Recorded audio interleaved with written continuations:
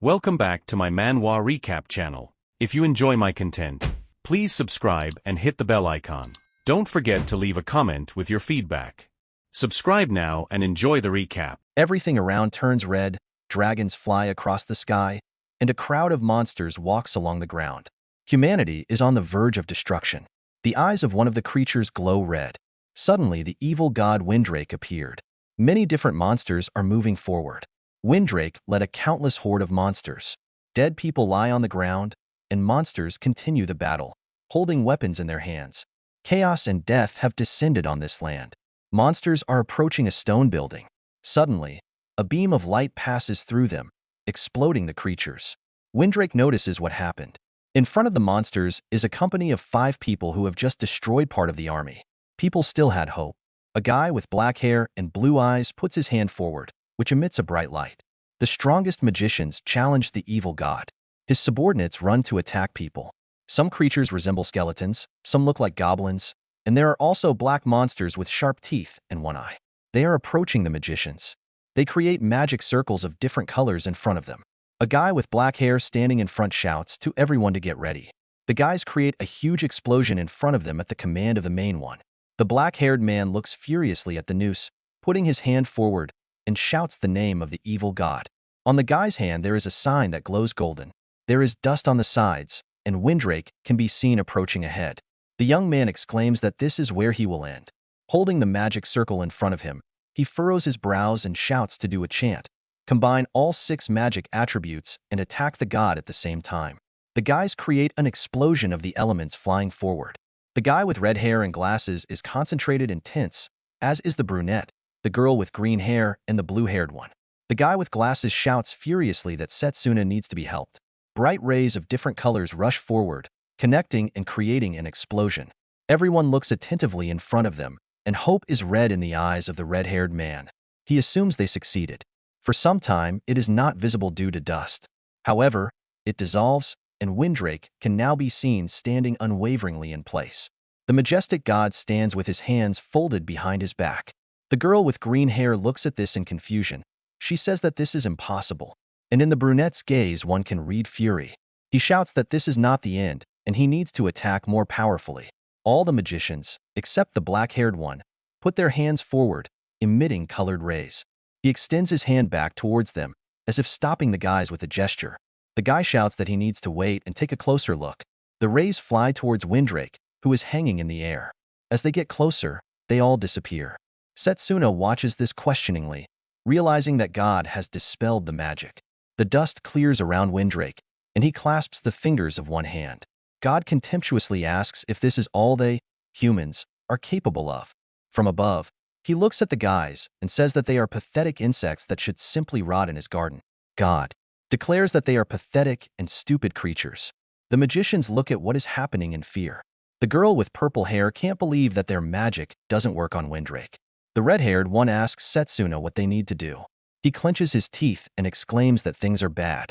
He thinks that there must be something they can still oppose him. The guys turn around and see the red-haired guy being thrown back, and his glasses and staff flying off to the sides. The guy lands, and blood is visible underneath him. The rest of the magicians stand as satyrs facing each other, looking at the monsters standing around. A white flash is visible near a wooden staff with a green stone. The purple-haired girl holding this staff looks away in fear, informing Setsuna that she is running out of mana. The brunette is cut by a red monster, and a creature resembling a large green snake approaches the green-haired one. The girl alarmedly shouts at her not to come closer, and the girl with purple hair is held by a goblin with one hand, and with the other he puts a sword to her neck. She asks Setsuna to help. The green-haired girl ends up in the monster's mouth. He begins to chew her, and the blood scatters to the sides. Setsuna approaches her friend, but does not have time to do anything. He puts his hands forward, emitting magic. The guy yells at them to stop doing this. Behind him is Windrake. Everything in his chest is glowing purple. Setsuna looks away, mentally cursing. He lies on the ground, all wounded and covered in blood, squeezing out only incomprehensible sounds. The young man sits on his knees, breathes heavily and pins one hand to the other's shoulder. His gaze is filled with horror. Setsuna sees a burning city in front of him, on the ground of which there are many human corpses, and monsters are eating them. The guy clenches his fist nervously. He wonders if humanity has really come to an end. Windrake approaches the surprised Setsuna from behind and notes that this is a very useless fight. The young man's gaze fills with rage. He decides that this is not all. He stands up a little, and his hand begins to emit white light. Setsuna hits the god directly. He looks down in surprise. A ranga appears on his hand with blue liquid flowing from it. The black-haired man looks at his fist in surprise, realizing that it worked. The guy flies back, wondering how such a low-level attack could work on Windrake. Setsuna looks contentedly, with hope in her eyes, at her fist, realizing that she can be defeated with this. The guy's hand glows with golden flashes. He thinks that he realized what to do too late. God emits a bright purple light. The main character asks if this is all that this pathetic insect is capable of. The guy looks at Windrake, and the stone on his chest begins to glow. For bright blue rays emerge from it. The young man received this from the director. Little Setsuna stands in the office of the director, an older man with long blonde hair and a beard who sits in a stately chair behind a large desk. And the boy himself is holding in his hand something that looks like a necklace with blue stones. He suggests that it is a necklace of rebirth, and the director confirms it.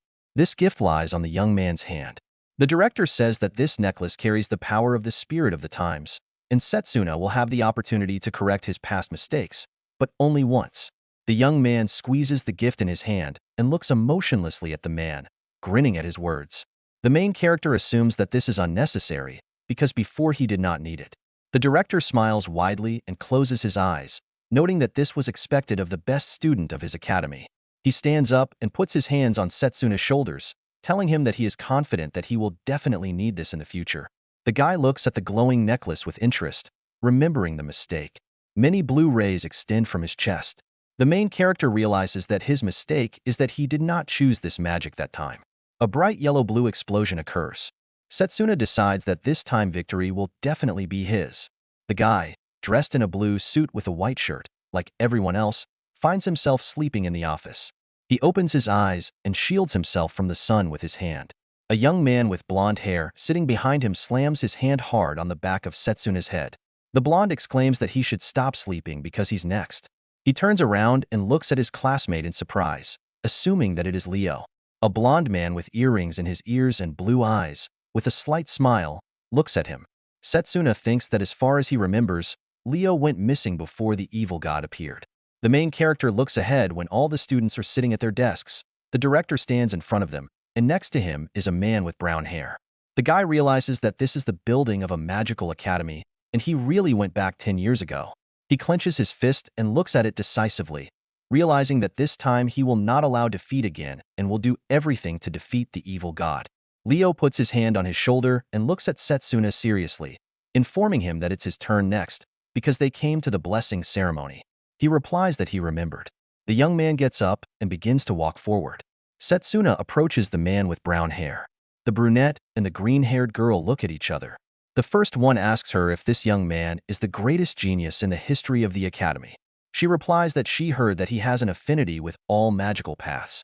A man with brown hair, a beard and a long mustache opens a book in front of him, from within which light emanates. Pages fly out of the book and a strong wind blows, from which Setsuna shields herself with her hand. There are many different paths in magic. People in robes stand in circles with different signs.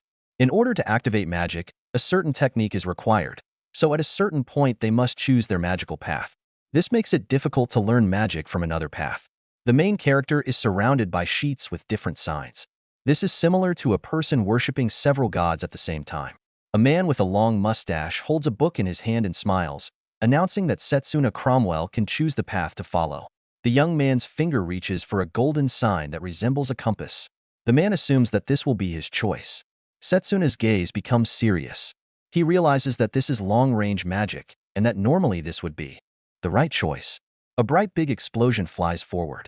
With this kind of magic, you need to create an element from mana, and then target the chosen target, with a low risk of being attacked in return. Conventional long-range magic is enough to defeat an enemy. Many colored rays are flying towards Windrake. The main character became the strongest owner of ranged magic. However, it was absolutely useless against the evil god. The young man looks back at another sign. His head is turned to the side for a while. Setsuna moves her feet, turning around. In front of it is an icon that looks like an anchor. A man with brown hair raises one eyebrow contemptuously. The brunette points at him in surprise, and the green-haired one covers her mouth with her hand in shock. Leo looks at his friend in the same amazement, not understanding what he is doing. The guy reminds him that Setsuna was going to choose ranged magic this morning. He looks at the melee magic sign. People are shocked to know whether he really chose this particular magic out of all the variety. Some suggest she is the worst of them all. A man with brown hair stands behind Setsuna, furrowing his eyebrows and wagging his finger. He exclaims that this path is aimed only at strengthening the body, and it can only be used to attack the enemy who is close. The man adds that this path is considered forgotten. He raises one eyebrow and explains that this is essentially the same as going into battle against archers, armed only with an axe. The man wonders if Setsuna wants to give up his future so easily. He doesn't answer and tilts his head, looking down. The young man thinks that he already knows all this, and a magician with such a magical path is considered hopeless. The main character remembers Windrake, who towers over a whole mountain of human corpses. His eyes glow red and his gaze is emotionless. Setsuna realizes that against the evil god Windrake, this is the only way to defeat him. The guy stands in front of the melee magic icon, and his hand emits light. He thinks that he must make this a reality. A man with a long mustache glares at Setsuna. All the students freeze in horror, and the director just looks at it indifferently, frowning a little. The main character extends his hand to the sign of the chosen magic. Yellow rays appear, which he grabs with his hand. They rush to the back of his hand and draw a sign of melee magic. Setsuna firmly decides that he will destroy the evil god. Setsuna looks at the mark that appears on his hand. This is a golden sign that looks like an anchor with smoke emanating from it. The main character clenches his hand into a fist and smiles decisively. The students look at him worriedly. A man with brown hair closes a book. This is Cyrus Arclight, head of the long-range magic corps. He trembles all over with irritation and looks down. The man says that he intended to trust the young man with all his knowledge if he chose ranged magic. He looks furiously at the main character, shouting that he would become the strongest magician, and this glory would not bypass even him, the mentor. Looking bored, Setsuna leaves Cyrus. The young man remembers his words about fame and understands that such things will lose all meaning in 10 years. Windrake rises above the burning ground, on which monsters run and human corpses lie. There are only 10 years left until the complete defeat of humanity and 5 years until the appearance of an evil god. The main character goes down the stairs, looking at the sign on his hand. He reflects that he has knowledge from his previous life, but has almost no experience in using melee magic. Setsuna thinks that the only question is how he can develop this magic before the evil god invades their world. Cyrus looks ahead angrily, clenching his teeth, and the veins on his forehead stand out with anger. A voice is heard saying that second-year students who have completed all the necessary rites should go to their classrooms. Setsuna looks around, trying to remember where the melee mage corps was. The young man peers into the crowd of students standing in the corridor and realizes that Leo is not there. The main character approaches 2 students, who look at him contemptuously, and politely asks to show the way. They move away from him and leave. The guy with purple hair assumes that classes are about to start. The brunette agrees and suggests they hurry up. Setsuna stands in the middle of the corridor, and there are students around who talk to each other in whispers. A guy with gray hair and a big nose points his finger at the main character, smiling. The young man notes that now he is finished. His friend also smiles and says that Setsuna decided to choose this direction only to stand out, and now he will learn this lesson. The main character recalls how smiling students crowded around him, wanting to make friends. He realizes that the current situation is very different from what it was in his previous life. The young man looks at the students with displeasure, realizing that he will have to find the path on his own, and there should be a campus map in the yard. Setsuna is walking down the street and hears a shout that says he is using a fireball. The young man's gaze becomes interested because a fight in such a place is unusual. A girl with bright red hair stands while the surface in front of her is on fire. Breathing heavily and head down, he tells the guys in front of her to give something back. The red-haired girl raises her head, and her fiery eyes fill with rage. She shouts that her mother bought her this brooch. The brooch is in the guy's hand. It is turquoise in color, with green stones and gold patterns. 3 young men stand in front of the girl. The first is tall and plump, with brown hair. He holds a piece of jewelry in his hand and examines it. A blond man stands nearby with a fire burning above his palm, and he grins evilly. The third guy is short and thin, with thick hair, and his hands are folded on his chest. The fat guy suggests that it is a magical tool for storing mana. A young man with thick hair notes that this is too good a thing for a commoner like her. He declares that they will find a more worthy use for the thing. Setsuna looks at what is happening, realizing that this girl is clearly also a melee mage, and these three guys are from a long range. The blonde man, with a crazy look, concentrates the flames in his hand, which increase. He shouts that the girl must take the brooch by force if she wants it back. The young man throws a fireball at the girl and exclaims that her melee magic is worthless. The girl runs to the side, dodging the fireball. She stops, breaking with her feet. The basis of any melee magic has always been physical enhancement, which enhances physical abilities. The girl emits fiery light, and the guys stand in the same place. However, even if you manage to avoid a direct attack, it will still be impossible to break the distance. The girl puts her hand forward, and blue rays emanate from it. She furiously declares that she herself spent years paying for this brooch in order to give this item to her. The girl shouts that she will never give her up to imposters like them. She squeezes her hand, and in it there is a blue sword that glows. Setsuna watches this in alarm, realizing that it is a mana sword. The girl puts her hand with the sword forward, and the blonde laughs, saying that this will not help her. Smiling, he runs forward, creating fireballs with both hands.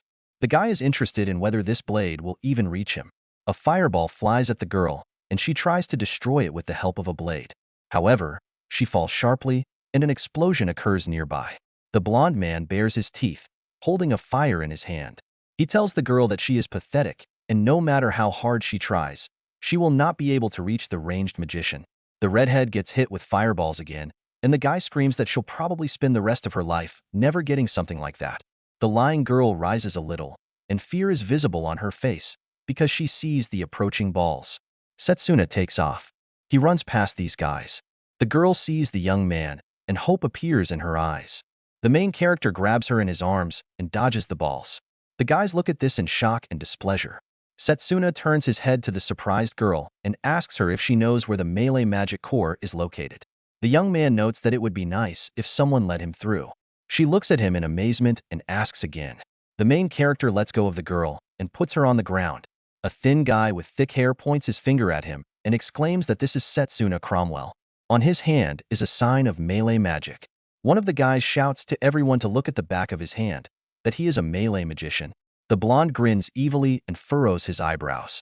He wonders if he is serious. The guy puts his hand with fire forward and smiles, offering to harm him, since Setsuna is a melee magician. He approaches them, noting that melee magic is indeed quite weak. The look of the main character is indifferent and calm. He thinks that it all depends on how to use this magic, and as he watched, he already noticed some things that could be improved. Setsuna raises her badge hand and looks into her opponent's eyes, communicating that the chosen path does not necessarily determine the outcome of the fight. The red-haired girl looks at him in alarm and exclaims that these are the high school students who will beat him, so the young man should stop. Looking crazy, the blonde puts his hands forward, releasing fireballs. She exclaims that it is already late. The main character's legs glow blue. By concentrating magic in the legs, you can strengthen them. Setsuna walks forward, slips through the fire beams and ends up on the other side. With the SM all on his face, he quickly runs forward, realizing that with such speed, he can easily dodge their attacks. The guy's facial expression is calm and content. He realizes that he can move very freely and therefore will be able to do more. The main character runs from the fireballs and looks at the blonde with the words that all he does is shoot fireballs. Setsuna asks if this is all the young man is capable of. He holds fire in his hands and looks forward angrily, shouting for the young man to shut up. He doesn't understand what these movements are. The main character quickly moves his legs, which glow blue. The blonde is indignant that he cannot hit the guy. He creates a fireball with both hands, from which rays emanate. The young man exclaims that he is not going to joke here. He puts his hands forward, launching the ball. Setsuna watches him, and a blue sword appears in his hand and glows. He puts it forward to repel the attack with fire. The fire disappears, scattering in small pieces to the sides. The blonde looks at this with alarm, assuming that the young man cut his ball. A surprised girl with red hair looks at the main character, who turns his head in her direction. She wonders if this ball can be cut. The guy replies that when magic hits magic, the one with higher magic skills wins. He raises his hand, which contains the sword. The reason why Setsuna, who did not have particularly high magical power, became the strongest in the world is because he controlled his magical power very precisely. The main character smiles lightly, realizing that this ability turned out to be more useful than he expected. He thinks about combining this power with speed. The blonde shoos his friends away with his arms outstretched. He angrily declares that since everything has already come to this, he will create a huge ball. The fat guy asks to stop because it's too dangerous. A high school student with thick hair notes an alarm that if they go that far, the instructors will immediately come running here. He, looking like a madman, puts his hands forward and tells everyone to shut up. The blonde's eyes burn with anger. He sees a blue light ahead of him. The blonde looks at this in fear, realizing that this is impossible. Setsuna, with a blank expression, approaches the high school student, raising his fist. He wonders how the young man got so close, and comes to the conclusion that the guy is faster than him. The main character swings his fist, which emits blue light. He uses the mana fist. A fist slams into the blonde, and he is thrown back. His facial expression shows horror and pain. The young man's friends watch this in shock. The red-haired girl also looks, her mouth open in surprise. The blonde lies on the ground in front of Setsuna, his eyes white and his face tinged with red. The main character looks contentedly at his fist, thinking that as long as the enemy is within reach, he can fight without problems, even using melee magic. The overweight guy clenches his teeth and looks at him in fear, not understanding what is happening, because melee magic is considered the weakest. The high school student wonders where Setsuna got so much power if he only used this magic. He puts his palm out in front of him and looks sternly at the guys, frowning and asking if they forgot anything. The fat guy puts the brooch in his hand, deciding that he will have to obey. The friends throw the blonde's arms over their shoulders and carry him away. The main character holds a magic instrument in his hand and turns to the girl, saying that he has taken out a brooch. He places the item in her hands, suggesting that it is something very important to her. The girl's eyes sparkle with warmth. She smiles, clutches the brooch to her chest, and happily thanks Setsuna. The girl stands in front of the surprised main character and notes that she completely forgot to introduce herself. She looks at him happily and, holding out her hand, tells him that her name is Layla Roseville. He extends his hand in response and says that his name is Setsuna Cromwell. Layla actively shakes his hand, and the young man looks at it awkwardly. She exclaims that she has heard about him, and he is a guy who has an affinity with all magical paths. The girl is interested in why such a person even decided to choose melee magic. Setsuna calmly looks at her and thinks that he chose this path in order to defeat the evil god, but if he says so, then hardly anyone will believe it. The guy asks the girl to show him the way to the melee faculty building. She puts her hand to her face, and horror is visible in his expression. Layla exclaims that orientation should have already started. Setsuna suggests they hurry up. The guys walk along the road, and trees grow near it. The redhead quickly moves forward, and the young man looks at her, realizing that the building is on the outskirts of the campus, and this is not surprising, because melee magic is unpopular. Layla joyfully looks at her new friend, saying that he should teach her how to create that magic blade that he showed earlier. Setsuna replies that there was nothing wrong with that, because everything depends only on the level of mana control. He looks forward carefully and thinks that this is true, and melee magic can be used in different ways, depending on the circumstances. The main character remembers the moment when he wounded Windrake with melee magic. If he can fully master melee magic, he will be able to fully resist the dispelling of the evil god's magic. The young man is sitting in the director's office on the sofa in front of him, drinking tea. He needs to gain another advantage over the evil god. The director looks at the student carefully, taking off his gloves. They fall on the table. Setsuna looks ahead in surprise, noticing something. Each of the director's hands has one mark, which are different from each other. The main character exclaims that this is impossible, and these are marks of two completely different paths. The young man's gaze stops at the man's hands. Setsuna thinks that usually, a person can only choose one of the paths. One of the marks is visible on the hand. The guy understands that the director has summoning magic in his right hand, but he has never seen the mark on his left hand. The man puts his gray gloves back on, covering his eyes, and the main character wonders what kind of mark it is. He replies that he will tell you when the time comes.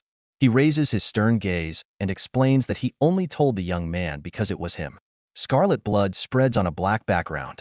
In the end, he never explained anything to Setsuna, and the director was killed almost immediately after the evil god appeared. The main character understands that Windrake also sensed the danger posed by the director's second magical path. The young man decides to definitely learn this secret in order to change his fate. The guys approach the building and Layla looks back at Setsuna, exclaiming that the campus is there. Being next to each other, they head forward. The guy walks forward, waving his arms. He realizes that the problem is that he has no idea how to get the director's recognition in his current state. A man stands near the entrance to the building. A girl clasps her legs, and Setsuna approaches her. He clenches his teeth and curls his lips.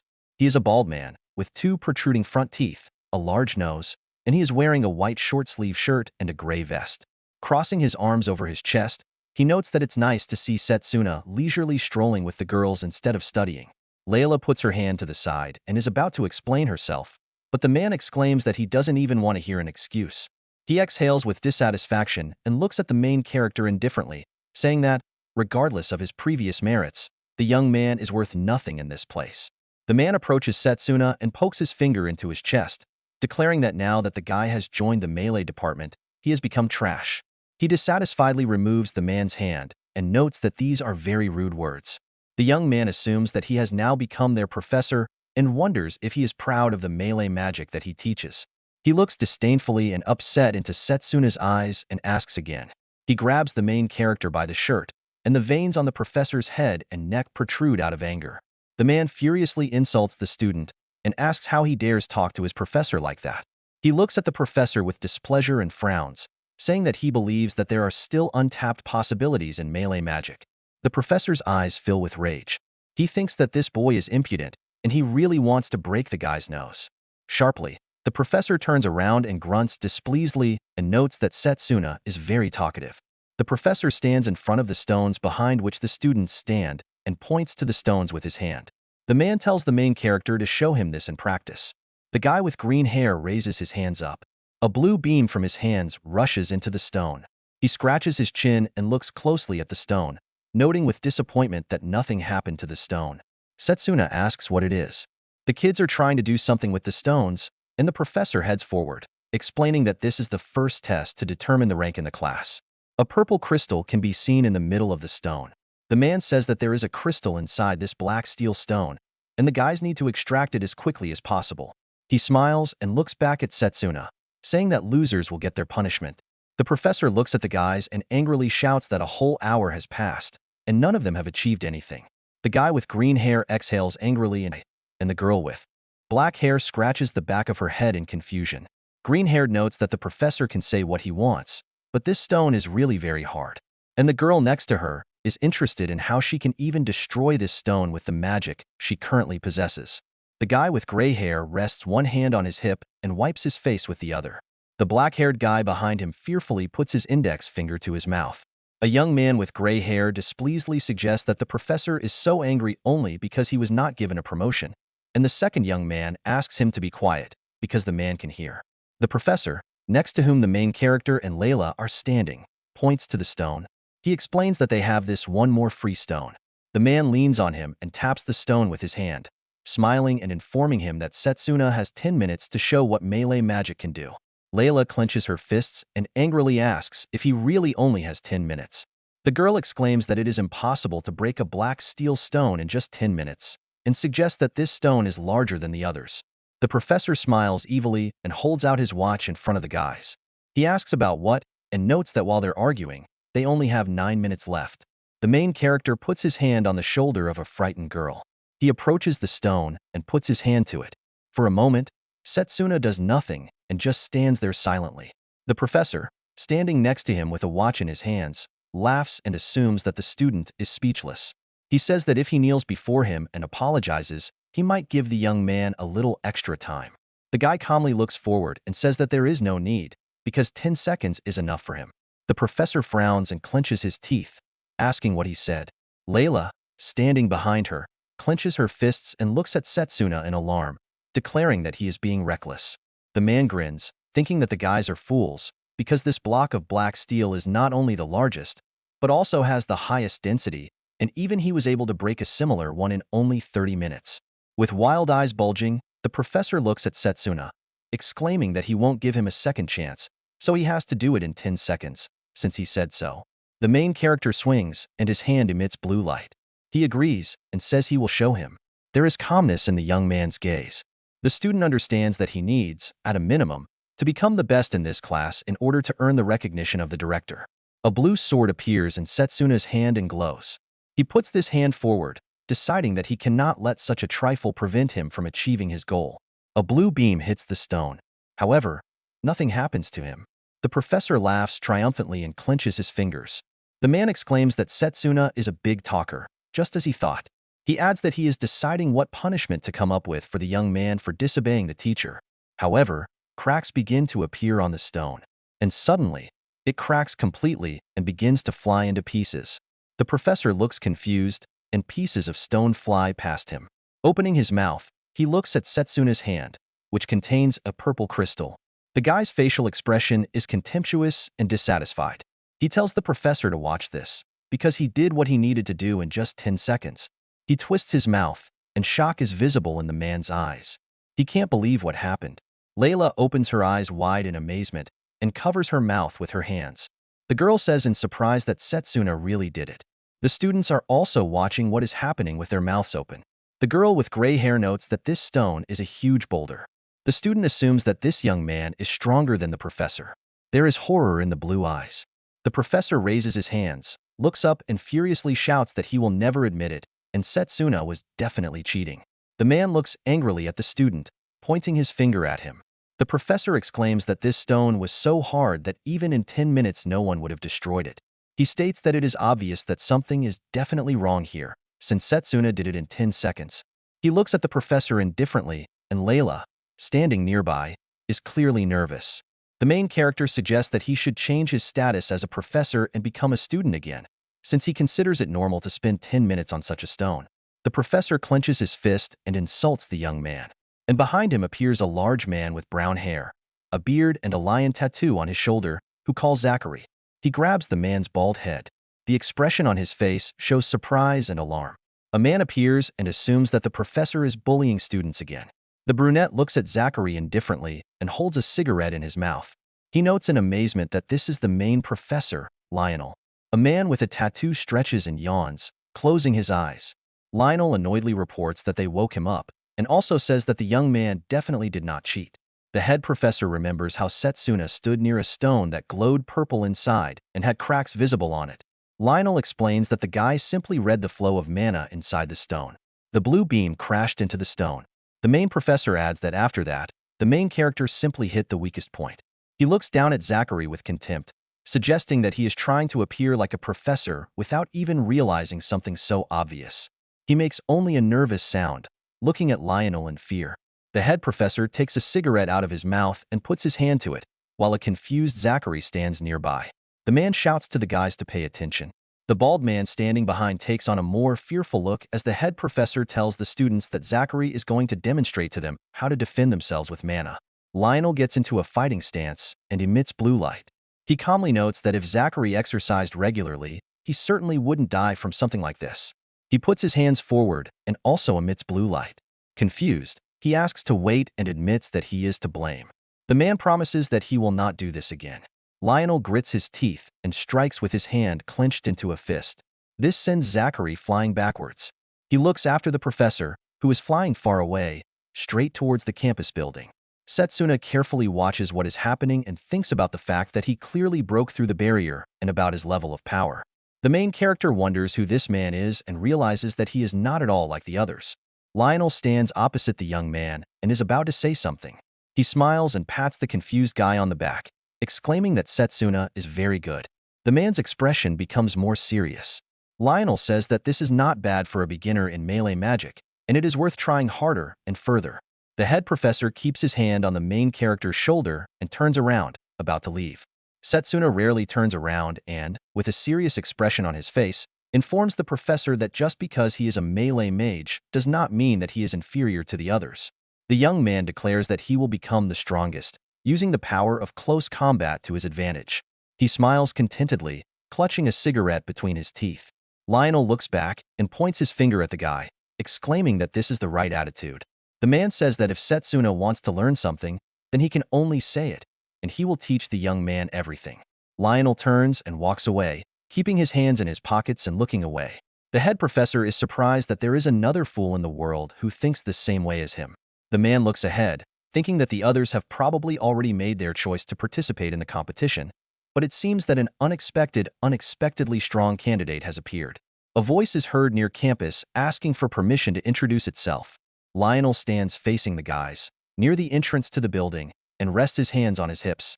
The man reveals his name and that he is the main professor here. He welcomes the guys to the melee magic department. The students look at Lionel, who explains that he hates to tell them this, but they need to choose a representative to participate in the exchange competition. 8 people in robes stand above a golden diadem with a green stone. The house competition is a major event where the 8 magical houses compete for honor and prestige. Setsuna is on one knee in front of the director, who is about to put this tiara on him. One representative is selected from each faculty, and the winner is determined in a tournament format. Before his regression, the protagonist won the competition as the representative of the range department and earned the recognition of the director. The guy's gaze becomes decisive and firm. He realizes that he cannot miss such an opportunity. Setsuna turns his head, looking down.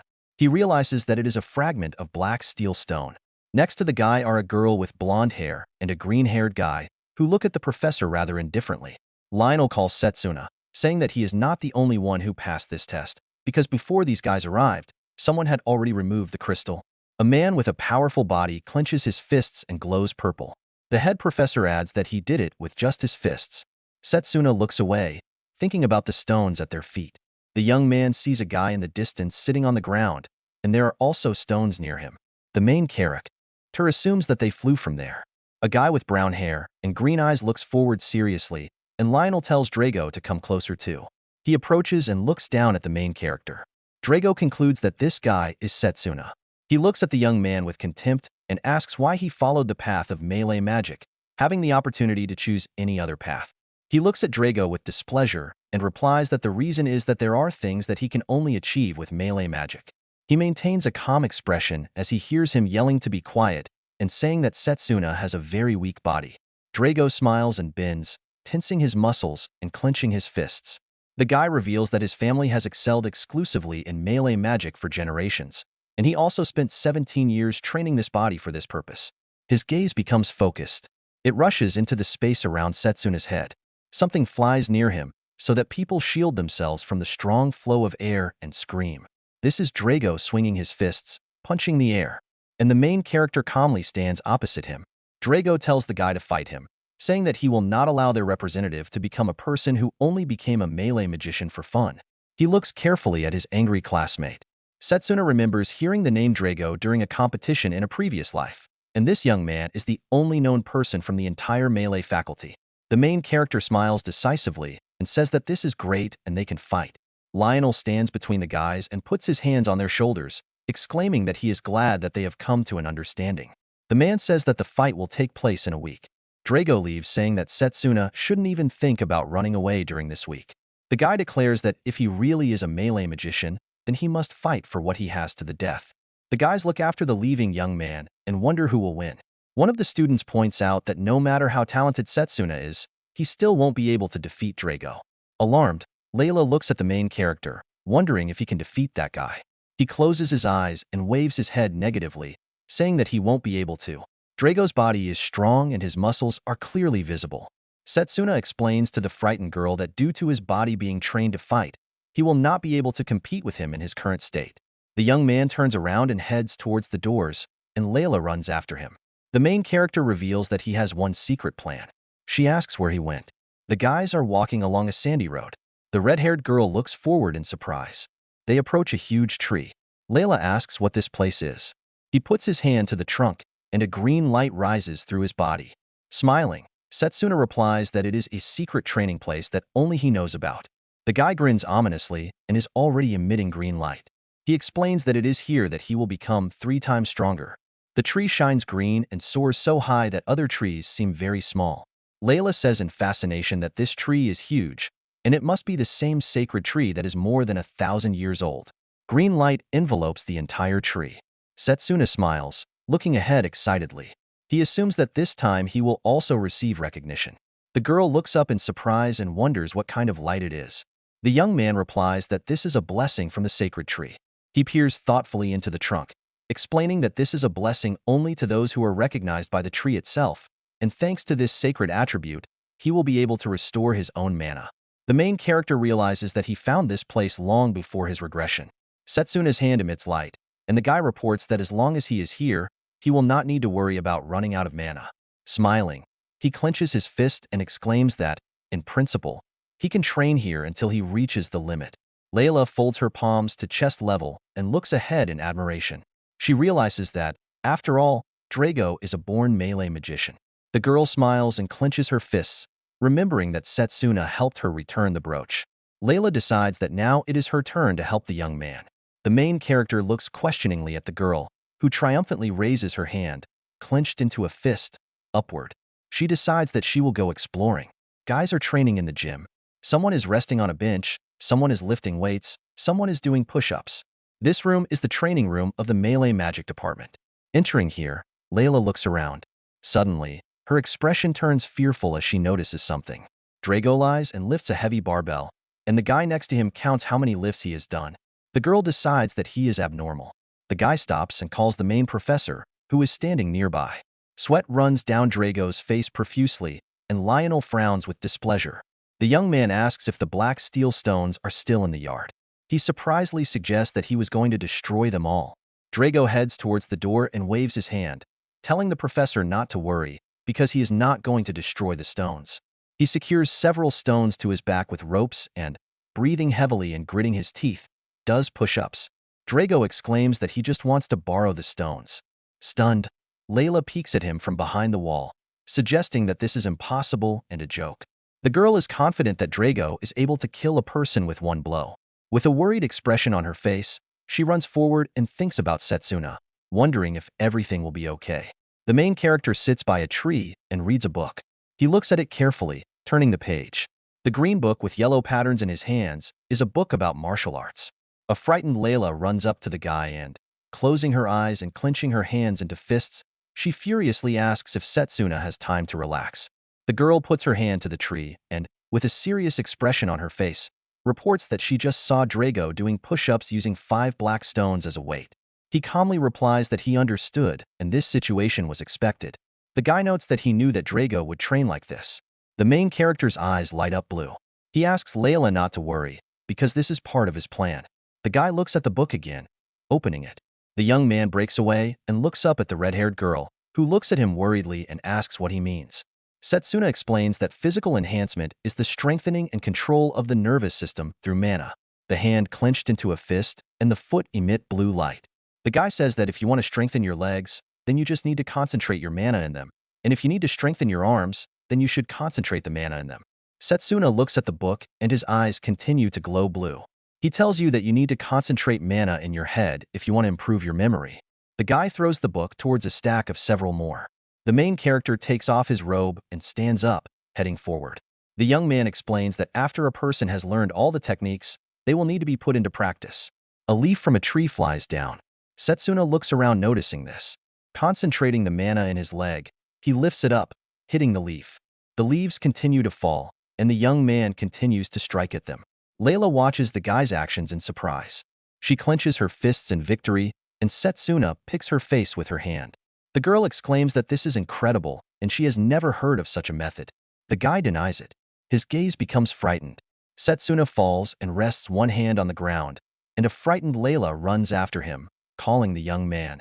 He falls to the ground, and his hand turns purple. The girl thoughtfully notes that this wound is simply terrible. He stands up a little and emits green light. The main character replies that everything is fine and explains that he simply loads his body to the limit with such physical activities. The wounded arm begins to emit green light, and Setsuna reports that for now he just needs to focus on speeding up the healing of his body. The guy clenches his hand into a fist, and it takes on its usual healthy appearance. He says that this way he can become stronger in the shortest possible time.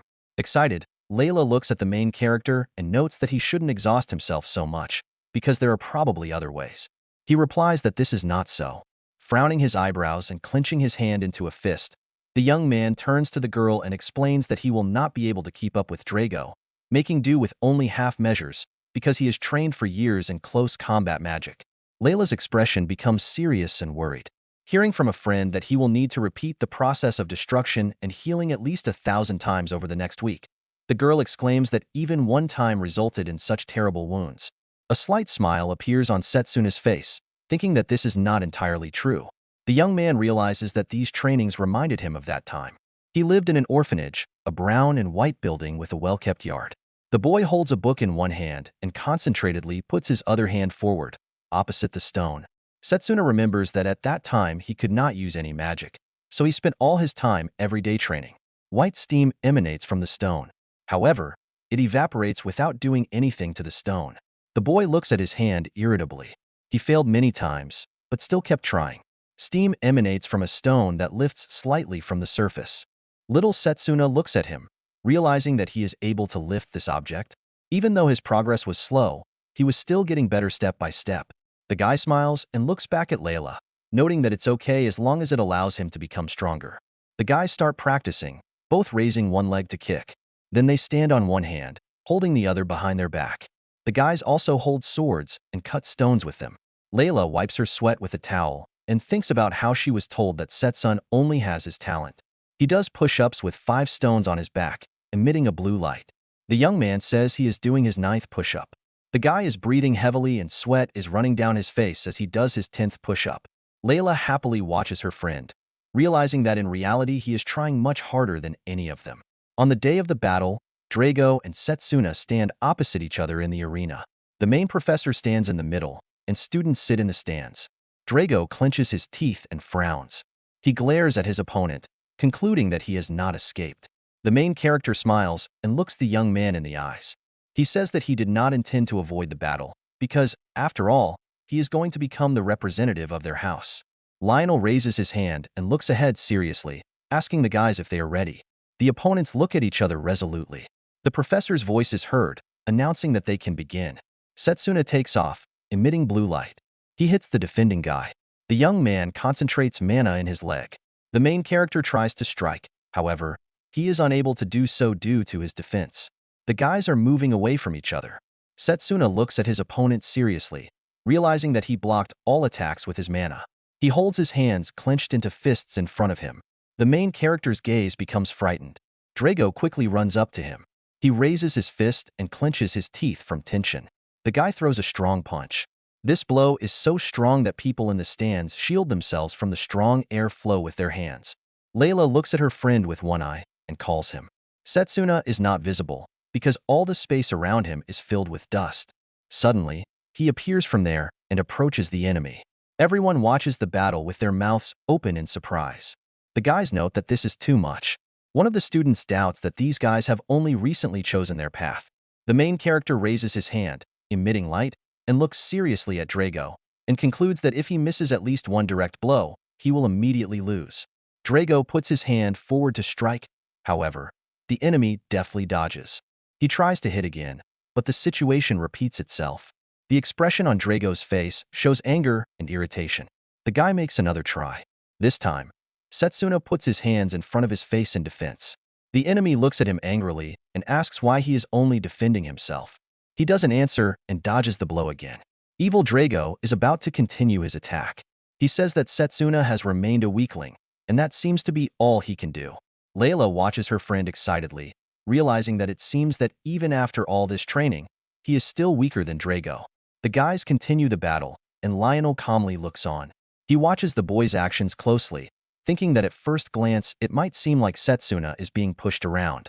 Drago swings his leg, looking back at his opponent. Blue light emanates from the main character's hand. He defends himself from another blow. Drago looks at him annoyed, holding his fists at the ready. Lionel watches the battle, deducing that Setsuna deflects every blow perfectly thanks to her mana control. Drago quickly strikes several times, however, this is again to no avail. His eyes fill with rage. The guy states that they, representatives of the elite, have always looked down on the owners of the path of melee magic. He doesn't answer and looks at Drago carefully. The young man swings again and continues to say that he and his father were born into a family that excelled only in melee magic. Drago asks if the guy has any idea how much humiliation they have experienced so far. His hand lights up blue. A large sword appears in it, which Drago holds with his other hand. The guy exclaims that for this reason he will definitely change this attitude with his own hands. A sword also appears in Setsuna's hand. The guys run at each other, swinging their blades.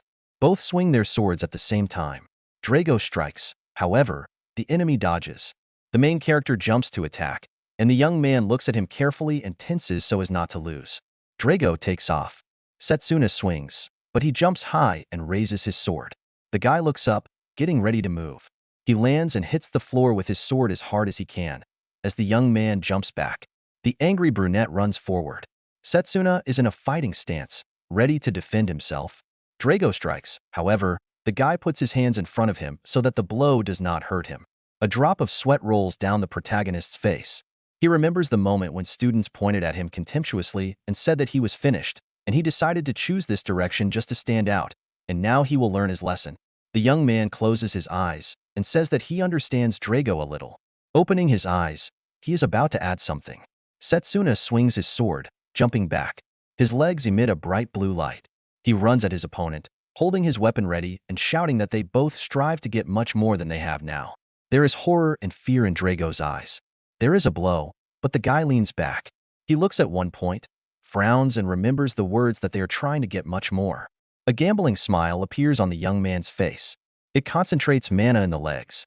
Smiling and shouting, he tries to punch his opponent, but he dodges. Setsuna also begins to grin as he runs past his opponent. With very high speed, the guy moves from one place to another so that he finds himself on the other side of his classmate. He grits his teeth and swings to strike. Using physical enhancement, acceleration, Drago defends himself from the attack with his hands. Layla smiles delightedly, opens her eyes wide, and assumes it worked. The head professor still maintains a calm expression on his face. He understands that despite Drago's outstanding stats, Setsuna's mana control and potential are clearly unrivaled. The man understands that he became interested in finding out which of them would win.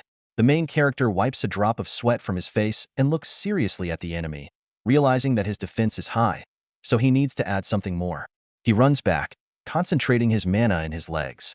Holding a sword in his hand, the guy looks carefully at Setsuna. He waves his sword, but the young man defends himself. With a furious look and a scream, Drago swings again, but with more force. Both guys swing their weapons. Setsuna looks concentrated, looking at the enemy, who looks crazy and is swinging his weapon. The main character decides that he decided to pour all his mana into this blow. Drago strikes, but instead of the enemy, he again breaks the surface under them. Setsuna moves back, however, turning around, he notices a cliff there. Opposite the guy is an opponent who happily realizes that he was able to drive him into a corner from which he cannot escape. All Drago's muscles tense. He clenches his fist with all his might. Looking crazy, he waves his hand and screams. Layla notices what is happening in surprise and wonders what it is. Setsuna holds a sword in his hand and looks sternly at his opponent. With his eyes bulging, Drago runs at the young man, about to punch him. There is calmness in his gaze. A guy with a strong body punches an opponent who is somehow transparent with a blue light. This silhouette disintegrates and Drago looks at it in confusion, assuming that it is an afterimage. The flying Setsuna, who jumped away earlier, explains that if you pour mana into the same place for long enough, you can briefly leave an afterimage behind. Enraged, Drago turns around, and an enemy runs behind him, swinging his sword. He tensely dodges the blow. The main character carefully directs his gaze to the young man, informing him that this is the end. Drago puts his fist forward, however, he immediately takes on a surprised look, since the enemy is behind him, having already struck. Drago's eyes turn white, and he screams in pain. Layla and the other students move forward in shock, their mouths open.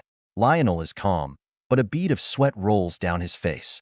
The professor realizes that Setsuna has decided to launch a counterattack, using the fierce onslaught of his opponent to his advantage. The man comments that they were both good. He raises one hand and takes the cigarette out of his mouth with the other. Lionel exclaims that the battle is over. The main character is still in a fighting stance. The wounded Drago lies behind him, and there is dust all around. The head professor reveals that the winner is Setsuna Cromwell. Layla jumps up and victoriously clenches her fists and raises her arms in the air. The other students are also very surprised. Drago moves his fingers heavily. The main character turns to a groaning guy who is trembling and trying to get up. The students look at him worriedly. One of them asks whether he will definitely be able to get up after such a blow. The second notes that the young man is very persistent. Drago trembles and sweats, looking askance at his opponent. The guy touches his side and thinks that it didn't look like a blow from a mana blade, and he changed the structure so as not to inflict a mortal wound.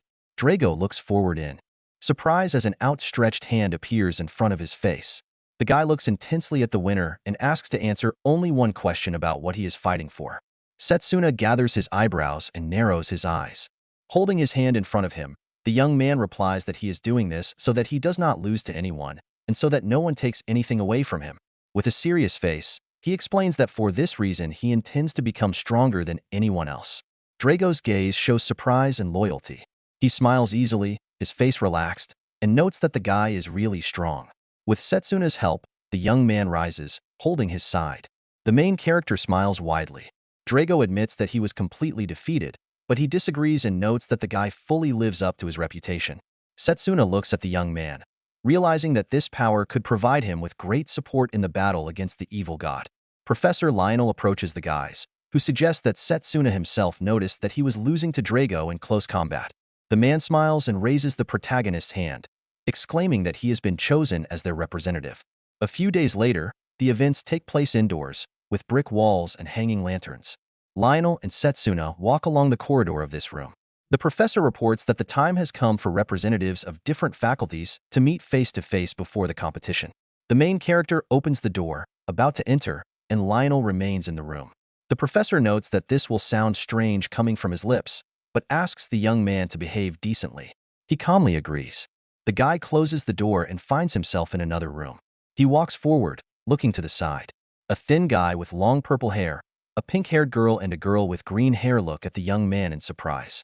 Also looking at him indifferently is a guy with red hair and a girl with white hair and glasses. A guy with blue hair and the same eyes looks at Setsuna with interest. Another young man, with blonde hair, adjusts his glasses and smiles maliciously, looking at the main character. He concludes that a representative has come from the faculty of the unsuccessful battle. The guy raises his hand, on which the mark is visible. He mockingly notes that he is impressed that he decided to voluntarily show his shame. Setsuna approaches him and, based on the mark, realizes that this young man seems to be a representative of the enchantment magic faculty. The guy with the glasses, calling Setsuna Mr. Representative of the Pathetic House, assumes that he knows what he means. He steps on the main character's foot with his foot. The guy pokes his finger into his chest and smiles, informing him that he will be his opponent in the first round. The young man raises one eyebrow and continues to grin, saying that everyone knows that in the last 100 years there has not been a single case of victory for the faculty of melee magicians. He adds that they are pathetic, worthless, and can continue to remain on the very edge of the Academy's territory and continue to pump their muscles until they die. The guy shouts what he will do, but suddenly stops. His expression turns fearful. Setsuna lifts his leg, which the guy from the enchantment department stood on, and places it on his leg. He looks down questioningly. The main character looks sternly at his future opponent and assumes that they, the guys from the enchantment department, have a very peculiar way of greeting other people. He presses on the groaning guy's leg. He moves away in confusion and exclaims that Setsuna is a worm. The main character calmly looks at the young man and explains that it doesn't matter to him whether they have won it all in the last 100 years, because this year the faculty of melee magic will win. The blonde one is thrown back by the pressure so that he opens his mouth in surprise. Looking crazy, the young man points his finger at Setsuna and tells him not to talk nonsense. The director appears in the room. The guys look at the man, who notes that there is nothing wrong with such passion. However, they will still have to wait until the competition starts to find out the name of the winner. The director walks past a thin guy with two girls calmly looking at him. He also passes by a second group of guys who are smiling. The main character carefully watches the man, realizing that everything is happening exactly the same as in his previous life. He looks at the stern director and is glad that he came. He stands in front of 8 guys in white robes. The pink-haired girl puts her hand to her forehead and winks, exclaiming that she is honored to meet the headmaster and will do her best to show what she can do during the interhouse competition. Setsuna looks at the smiling girl, thinking that Carol from the Summoner House is still as friendly as ever. He remembers Carol sitting on her beast during the battle. The main character realizes that this is a formidable rival, with whom he had a very fierce fight during previous competitions. He remembers that he came out victorious that time, but decides that this time he should be careful. The director smiles calmly and closes his eyes. The man tells the guys that, first of all, he would like to congratulate them on receiving representation rights from each faculty. He says that he is truly glad that 8 talented people have gathered here today. The director's expression becomes more serious, and he assumes that the guys have already heard about it. The diagram shows the rivals and the names of their faculty. The director says that competitions between faculties will be held in a one-on-one battle format, and all opponents have been determined randomly. The man starts talking about the first fight. A representative of melee magic will fight with a representative of enchantment magic. Melee magic specializes in hand-to-hand combat, and enchantment magic makes it possible to infuse mana into objects, thus giving them life. In the second battle, the representative of ranged magic, a thin guy with purple hair, will fight with the representative of healing magic, green hair. Healing magic works real miracles, supporting your allies on the battlefield, and ranged magic allows you to defeat the enemy without allowing him to get closer. In the third battle, a person from the faculty of formation magic, a guy with light blue hair, will fight with the representative of summoning magic, Carol. Formation magic fills magical arrays with various powers. Summoning magic allows you to command mythical beasts from other worlds. And in the fourth battle, a representative of special magic, a guy with red hair, will fight with a person from the faculty of alchemy magic, a girl with white hair and glasses. Special magic defies classification, and the magic of alchemy allows one to change various substances. The guys stand silently and listen to the director, who reports that these competitions can be considered a practical lesson in studying the magic of various faculties. The man explains that the competition will begin in 10 days, and until then they need to decide whether they will learn new magic to ask their opponents, or focus on resting so they can go into battle with all their strength. He notes that only the guys can decide. The director maintains a calm expression and exclaims that they're looking forward to getting a glimpse of their fighting spirit. Everyone smiles, and Carol screams with joy and clenches her fists. The guys bow to the outgoing director. Setsuna looks ahead in surprise, realizing that this is the only place where he can freely talk with the director. He takes steps around the room, moving away from the students. Along the corridor, the main character quickly follows him. The director turns around at his call. The young man calmly looks at the man, asking him if he will teach him his magic if he wins. He suggests that Setsuna specializes in close combat, and it is unlikely that he will be able to reveal himself in summoning magic. The protagonist's gaze becomes determined, and he declares that he is speaking to another magic. The director's gaze becomes surprised. He frowns and is displeasedly interested in how the guy knows. He looks intensely straight ahead. The director is on fire and finishes his question. Setsuna's robe rises due to the strong wind flow. The young man understands that this mana is very terrifying, and the director is clearly on guard. He remembers the mark on the man's hand and realizes that this second magic is hope in the fight against the evil god. The look of the main character is serious and decisive. The guy thinks that he will never be able to return here again. He opens his mouth, starting to talk about something he can't name. With a serious and mature look, Setsuna extends his hand forward. He reports that the victory of a candidate from the faculty of melee magic for the first time in the last 100 years will definitely change the director's idea of the common sense of this world. The young man assumes that he himself hopes for this. He glows with fire and looks at the guy warily. The main character also does not take his eyes off the man. He narrows his eyes and is silent for a while. The guy doesn't move, and the director asks what he's up to. The flame disappears, but the man's gaze remains stern. He says that on the day when the young man becomes the winner of these competitions, he will tell him about the second magic mark. Setsuna puts his hand to his chest, closes his eyes and bows, thanking the director. He looks at the guy seriously and asks him not to think that it will be easy. The main character clutches his robe on his chest and declares that even so he is confident that he can do this. The director turns around and leaves, saying that this is the right attitude. Setsuna sits in the schoolyard and bites a bun. He thinks about living his school life 10 years later in such a peaceful time. The guy chews his food and looks ahead in surprise. The main character understands that this bun seems really tasty, and he will have to thank Layla for telling him about it. Setsuna sits on the bench and sighs, noting that there are 10 days left until the competition. The guy decides that he needs to do everything to prepare for them. Suddenly, he hears a scream that tells him that this is not necessary. A large fist appears near Setsuna's face.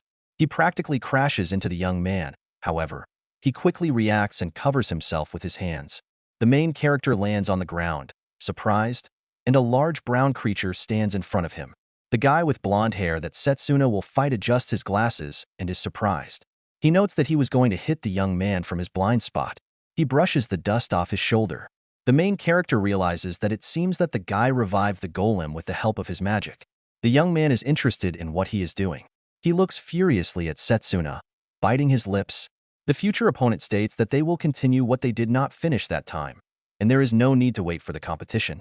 The guy insults him, calling the guy pathetic. He raises his hand, from which white light emanates. The guy frowns and puts his hands out to the side, and blue light emanates from his palms.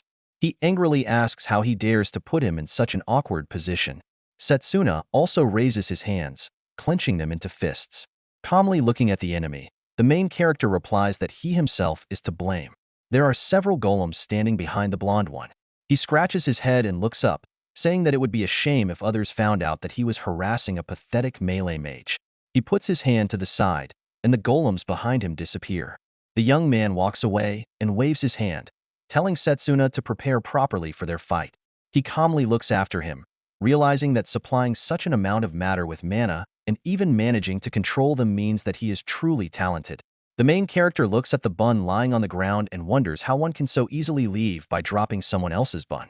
The next day, Lionel stands in front of his students and informs them that today they are starting to prepare for the competition. The man offers to analyze yesterday's fight between Drago and Setsuna. The head professor looks at these two guys who are standing next to each other. Lionel asks if they understand what they were missing. Both exclaim that they understand. The professor smiles and suggests starting with Drago. He furrows his eyebrows and admits that he has lost control of his mana and his emotions. The professor asks Setsuna what he will say. The guy calmly looks ahead, noting that he lacked basic power and was losing to Drago in pure strength. Lionel looks at the guys with satisfaction and says that admitting weaknesses is the first step to growth. The man reports that today they will begin improving their skills with a small fight. Layla looks at the smiling professor in surprise and raises her hand. The girl asks whether this fight will be a training session before the competition. He replies that this is a good question. Lionel remembers the blonde guy with the golems. He explains that the opponent will be Noel from the enchanting department and, according to Setsuna, he is capable of creating multiple golems, both for attack and defense. The golem emits blue light, shaped like fire. Lionel reveals that golems have physical bodies, so their fighting style will be very similar to that of melee mages. Layla, surprised, reports that she understood. The professor stands in front of the two young men and explains that today he is going to give each of them an assignment. Lionel tells Drago to focus on speed. Acting like several golems, he will attack from all sides. Setsuna looks carefully at the professor, who reports that he should repel the guy's attacks and try to attack. Satisfied, Drago raises his hands, clenching them into fists, and advises them to get ready, because now it won't be the same as last time. He also smiles and clenches his hands into fists, noting that he is looking forward to it. The young man stands still, and Drago runs towards him. He raises his hand, and the main character carefully looks at the enemy. He strikes. However, Setsuna dodges. The foot of one breaks near the foot of the other. The main character defends himself, realizing that everything is fine. The enemy breaks into a smile, and fear flashes in the eyes of their faculty representative as he notices something. Drago strikes again, but he still defends himself. Setsuna's expression becomes alarmed as he realizes that he seems to be too slow to react. Lionel smiles and praises Drago, noting that he has balanced speed and strength well. Drago appears from different sides in front of the enemy. He strikes, but the main character dodges. He shuffles his feet as he moves. Looking tense, the guy swings, and Setsuna realizes that the next one will be a left hook. Suddenly, he looks forward with a conscious gaze. The enemy strikes with his other hand, and the young man comes to the conclusion that it was a deception. The professor smiles as he watches the fight. The man notes that Setsuna made the right decision and tells him to dodge and counterattack. The main character stands with his legs wide apart and exclaims that Drago is caught. The guy moves quickly, holding his hands in front of him. With a furious expression on her face, Setsuna swings at her opponent. The guy lies on the ground and breathes heavily. Drago is in the same position and notes that it was a good fight. The professor gets down on one knee and holds a bottle of water in each hand. Lionel explains that they were both moving well, and at this rate, within a few days, Setsuna would be able to fight against 4 to 5 golems at a time. He takes the bottle and smiles decisively. He says that no matter how much he trains, it will all be in vain if he lets his guard down. The professor smiles lightly, thinking that this guy is a very fast learner. And while Drago knows the basics of close combat, Setsuna has exceptional instincts. People are sitting in the stands of a large arena. A voice is heard exclaiming that the time has finally come. People look ahead with a bored look. The voice reports that this is the 781st competition between the faculties of the Elmridge Academy of Magic. The appearance of people becomes more animated. There is also a serious academy director near the arena. Noel and Setsuna stand opposite each other in the arena as a voice asks the question of which of the 8 representatives will become the strongest.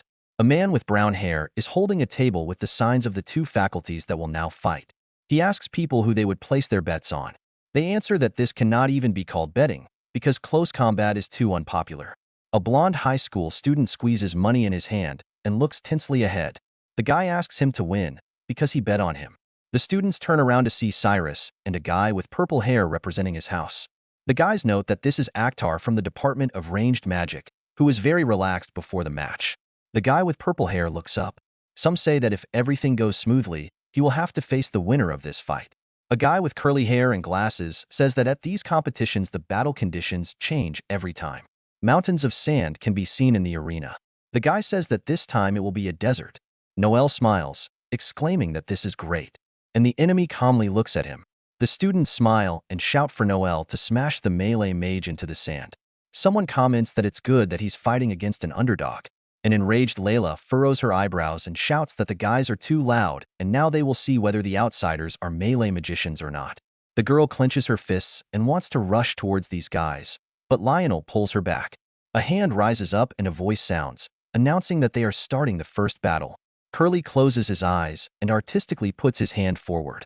Hearing these words, the guys stand looking at each other. Noelle holds a black stone in her hand and lifts it. Smiling, he asks if Setsuna knows what it is. He frowns and replies displeasedly that it is a copper stone. The young man exclaims that this is correct. He throws a stone into the sand and explains that it is from this that his golems are created. The blonde man holds his hand over the stone and lifts the golem out of the sand. The creature has sand dripping from its hand. The golem rises to its feet and its eyes glow red. Noel exclaims that he does not need any other weapons, because these will suffice. His lips spread into a crazy smile, and the guy himself shows the contents of his bag. He takes out many stones from it and throws it into the arena. Golems emerge from them, and Noel raises his hands in victory and shouts that Setsuna has no chance. Layla looks at this in shock and asks how he was able to create so many golems. Noelle adjusts her glasses with one hand and puts the other forward, bending her little finger and ring finger. The guy reports that he can create golems endlessly in this area, so that the enemy cannot get close to him. A brunette and a guy with purple hair are sitting in the stands. The first smiles, noting that the result of this battle is predetermined even before it begins. And the young man with purple hair shouts that Setsuna should not have chosen close combat. Noelle looks at his opponent with contempt and says that if he has something to say, it is bet. Or to say it now. The main character stands calmly in place, and the fair-haired one looks at him in surprise. Setsuna's expression is rather indifferent. The guy reports that it is boring, and he did not think that this would be his trump card. Noel furrows his brow and furiously asks what his opponent said. He puts his hand forward, and the golems go in this direction. The young man screams for the golems to crush him. The summoned creatures approach Setsuna. There is an impact and everything around is filled with dust. The students look at this in fear, and Layla calls her friend. Noelle looks frantic and shouts that the guy will learn his lesson now. People look at the arena with interest and are interested in what happened. Someone says dissatisfiedly that nothing is visible because of the cloud of dust. The golems walk forward, and the sand rises under them. The stones that make up the golem begin to crack. Setsuna calmly cuts the golem, and the stones scatter to the sides. Curling his lips in irritation, the guy walks forward and notes that he can even cut a black steel stone. Noelle watches the enemy's actions in shock and exclaims that these golems were especially durable. Noelle angrily puts his hands out to the sides and shouts in displeasure that he can create as many golems as he wants. The main character stands and calmly looks at the approaching golems. The guy says that melee magic is the strongest magic in close combat. Setsuna notes that it doesn't matter how many golems he creates and suggests that's all the young man is capable of. His foot leaves the ground. The guy jumps up and deftly cuts the golems, exclaiming that in this case he will not lose. The main character flies at the next golem, swinging his sword.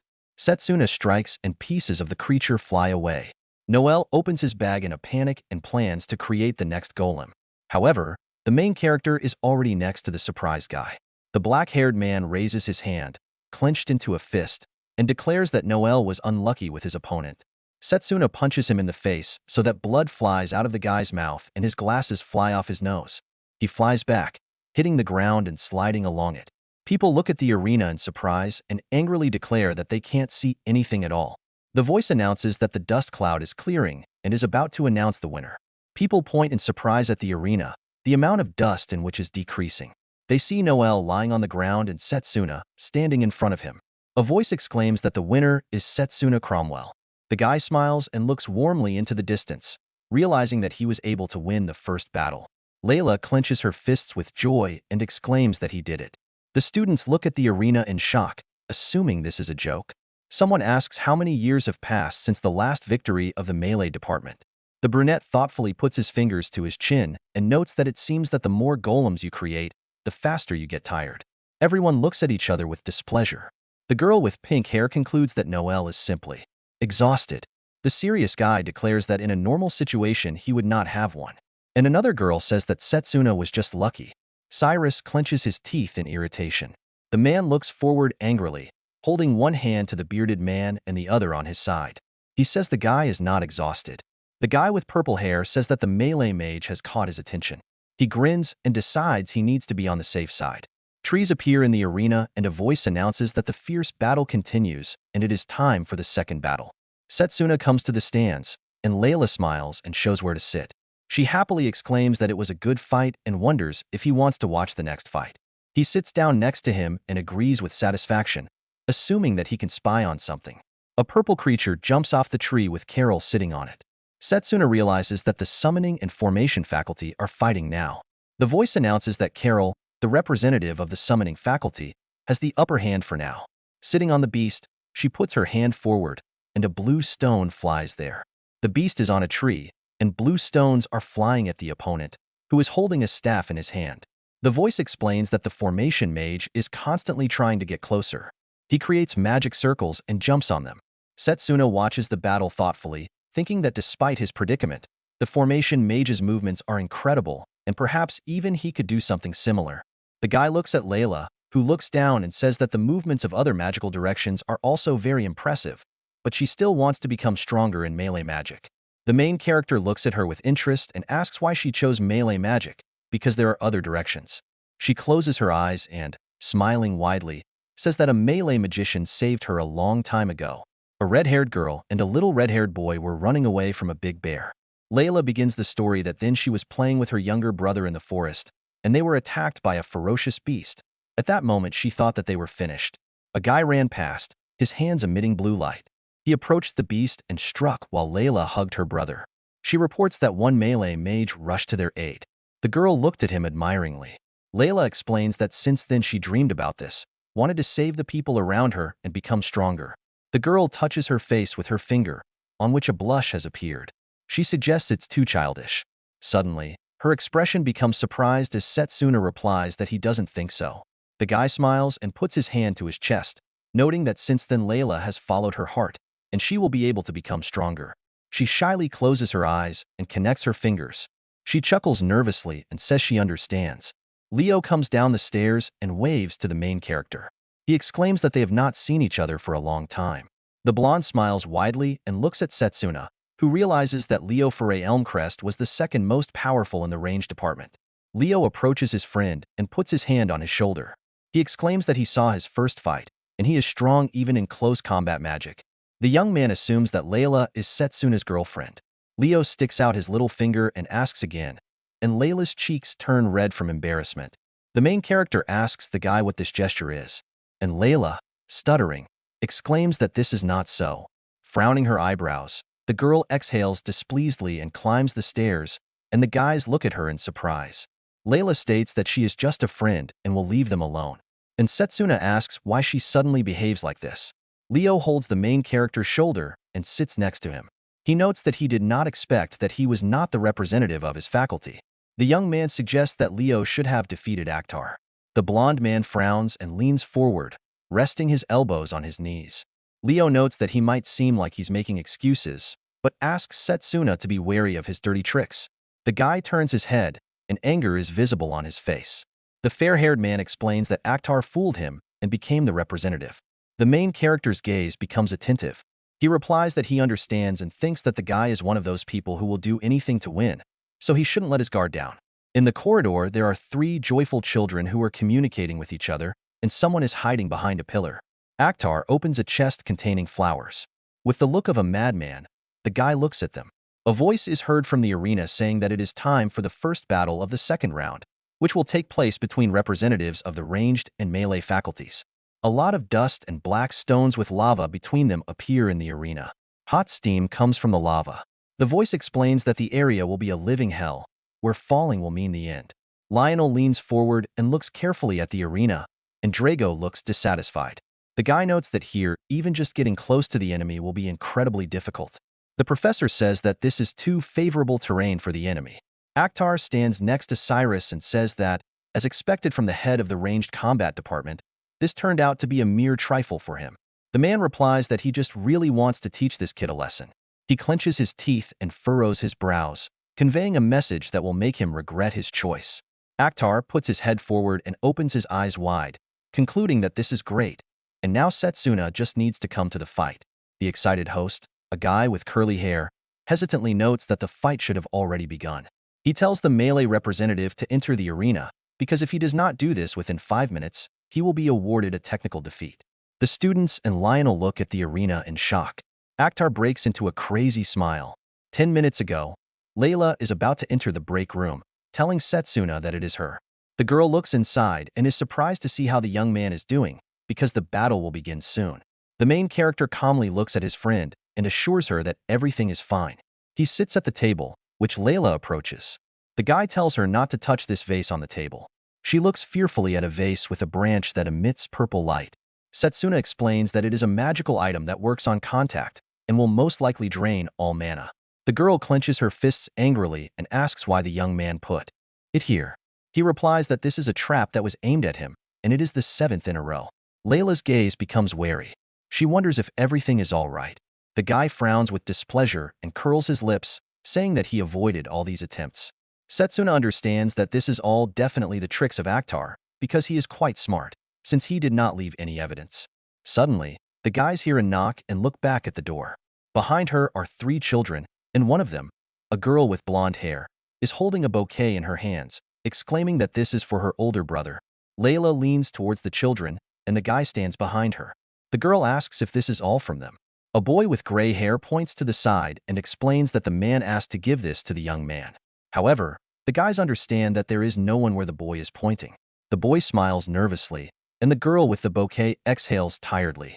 Layla, surprised, suggests that this is a fan of Setsuna, and he could have given it himself. The boy explains that he said he was too embarrassed. A bouquet of flowers falls to the floor. The blonde closes her eyes and holds her head with her hand, breathing heavily. She notes that she feels dizzy.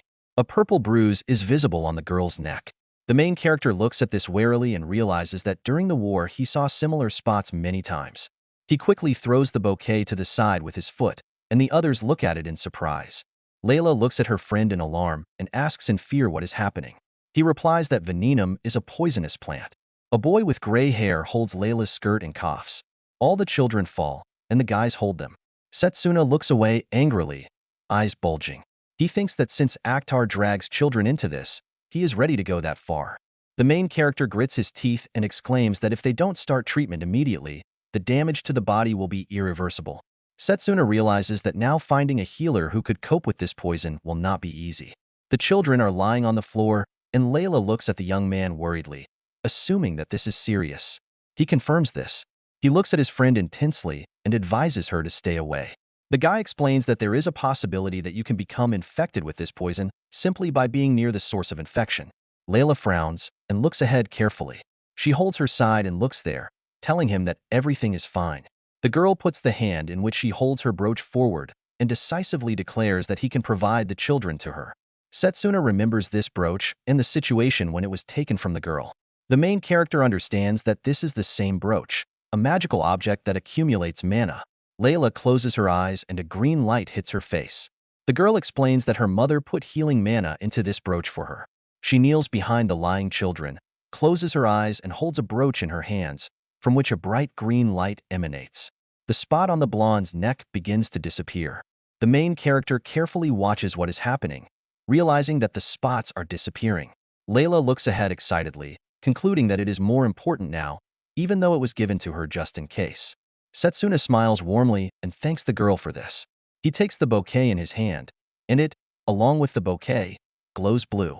Grabbing the flowers, the young man runs away, shouting that he will do this. The bouquet contains roses, blue flowers, as well as white ones. The main character thinks that during flowering venenum becomes the most toxic, so he needs to get rid of it as soon as possible. The guy runs out of the room very quickly, and people stare at him in surprise. Setsuna realizes that if left in a crowded place, the toxins will eventually infect others. A light dark blue vapor emanates from the bouquet. A spot appears on the neck and face of the tense protagonist. The young man runs to a large tree, deciding that if he wants to get rid of this, then he needs to go there. The bouquet emits even more purple poisonous vapor. Setsuna throws flowers into the air, causing pieces to fly off. The guy looks up at the flying bouquet. He furrows his brow and swings, screaming with effort. The main character strikes while cutting the bouquet. The tree begins to emit green light. Setsuna lies on the ground and sits up a little, trembling. There is still a place in the arena prepared for battle. A guy with black hair folds his arms over his chest and talks to a red-haired guy with a long mustache. He asks if there is still a close combat representative. Red assumes that the young man has run away. The presenter hangs his head down and hesitantly says that the representative of the melee did not come within the allotted time. So he is considered the loser, and Akhtar is the winner. Suddenly, a scream is heard asking him to stop. Lionel and Drago look away in surprise. Akhtar also looks somewhere in amazement. A furious Setsuna appears in the arena wearing purple spots. With an air of madness, he declares that he has not given up and tells Akhtar to fight. He smiles and asks if the young man will do this in this state. The guys stand opposite each other on the rocks.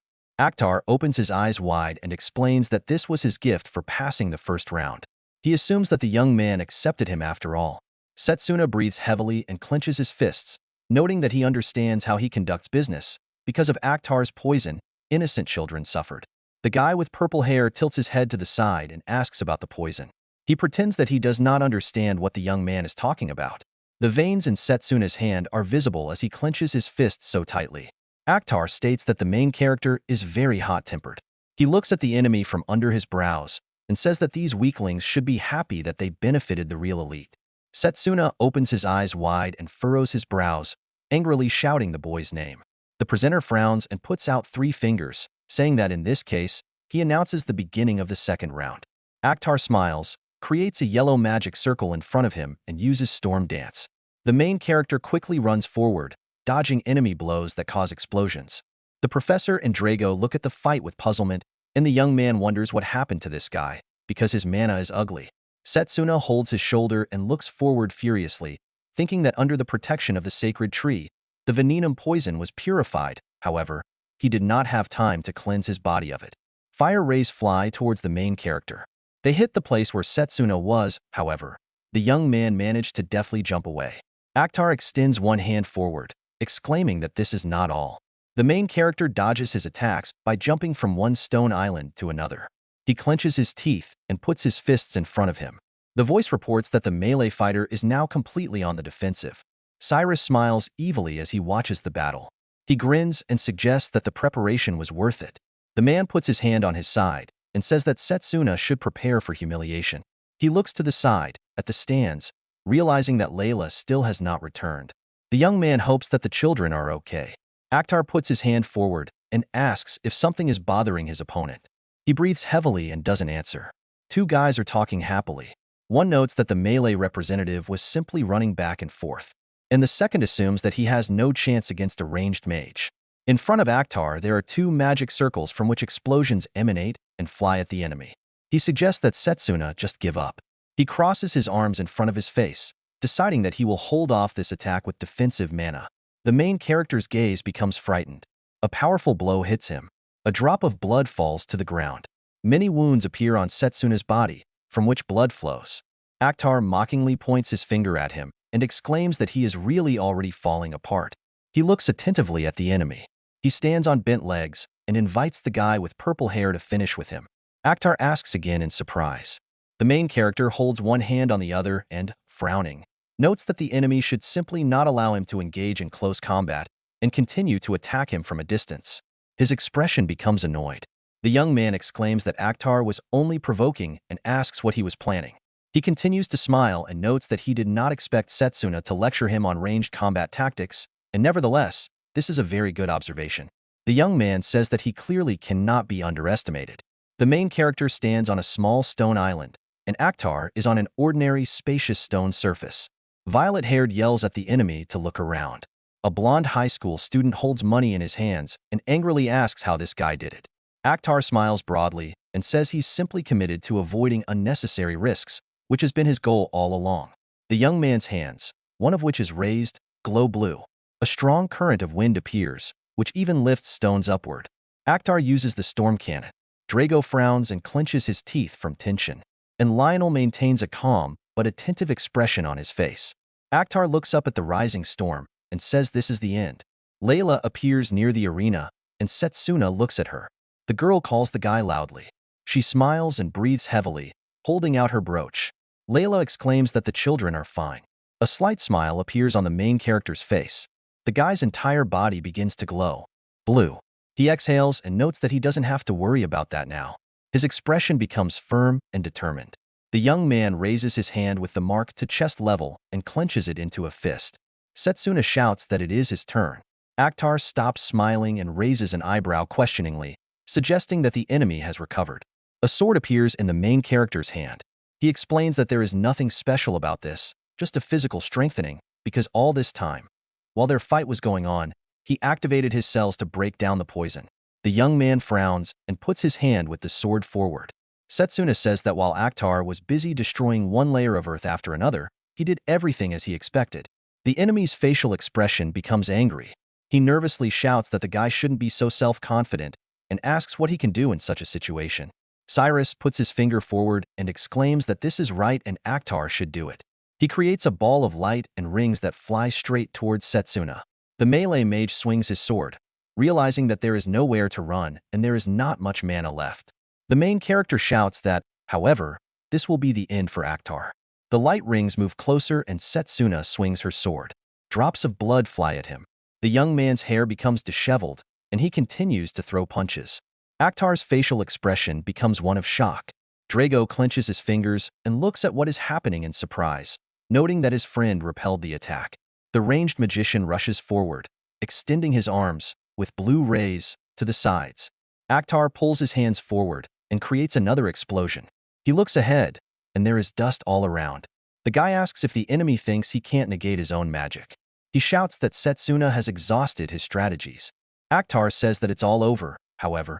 At that moment, the main character flies at him and swings his sword. The expression on his face is calm and dissatisfied. The guy says that everything is of course for Akhtar. He wonders if the young man really thought that he could not jump here. He looks at his opponent with alarm and trembles a little.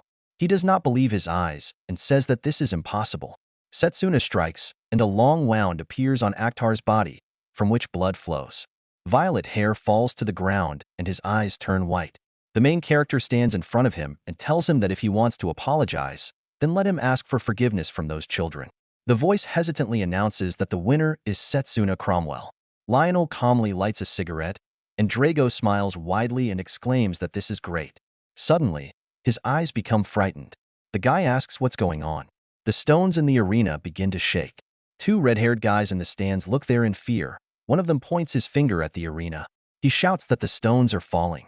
Akhtar falls along with the stones, and Setsuna looks around in fear. The main character also begins to fall. He flies through the air next to Akhtar and realizes that the enemy is unconscious, and this is bad. The young man pushes off the stone with his foot. Setsuna grabs Akhtar's leg with her hand. The tension on his face is clear. He wonders how this could even happen. Carol calmly looks ahead and calls out to Fenrir. The space is filled with blue rays, and this girl's beast appears in the arena, onto which Setsuna and Akhtar jump. The guy looks at the beast carefully, realizing that this is the magic of Carol's summoning. People sitting in the stands smile broadly and clench their fists in victory. Fenrir's paw stands on a normal surface. The beast lies down and closes his eyes as Carol praises him with a warm hug. People in green clothes carry Akhtar away on a stretcher, and a girl in green clothes and with a first aid kit wraps Seston's hands. Carol rests her head on her hand and looks at the main character, noting that he is one of them.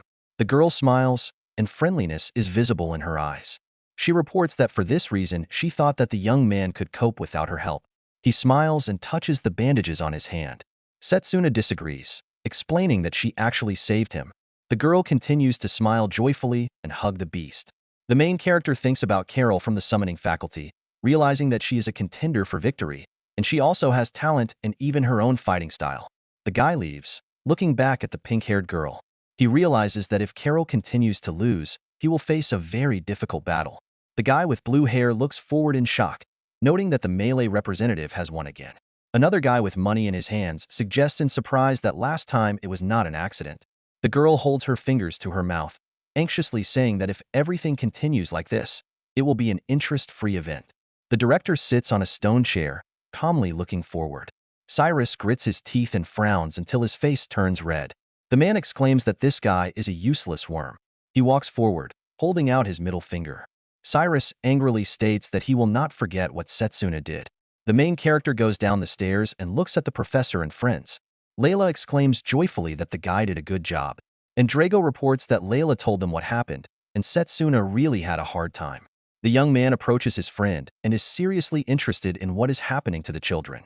She replies that they are now resting in the infirmary.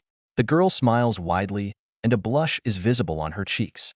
Layla explains that the doctor said the children will get better soon. Setsuna also smiles warmly and notes that this is a relief. Suddenly, his face becomes frightened. The guy looks straight ahead, eyes wide open. He quickly turns to leave. Surprised, Layla looks at him and assumes that something is wrong. He replies that everything is fine. The main character frowns and tries to understand what just happened. Setsuna realizes that there is a cold breath, and this is very dark magic, filled with a lust for murder. Light purple smoke flies over the arena. The young man wonders what it could be like in competitions. The main character comes to the forest and stands in front of stones from which smoke comes. Setsuna clenches his fist and thinks about how the finale is in a week, and this mysterious presence has appeared, so he needs to come up with something new to counter it. A man in brown boots steps into a clearing. The main character thinks about the power that he is so looking for. Setsuna turns around and sees the head professor, who is interested in what happened and why the young man called him.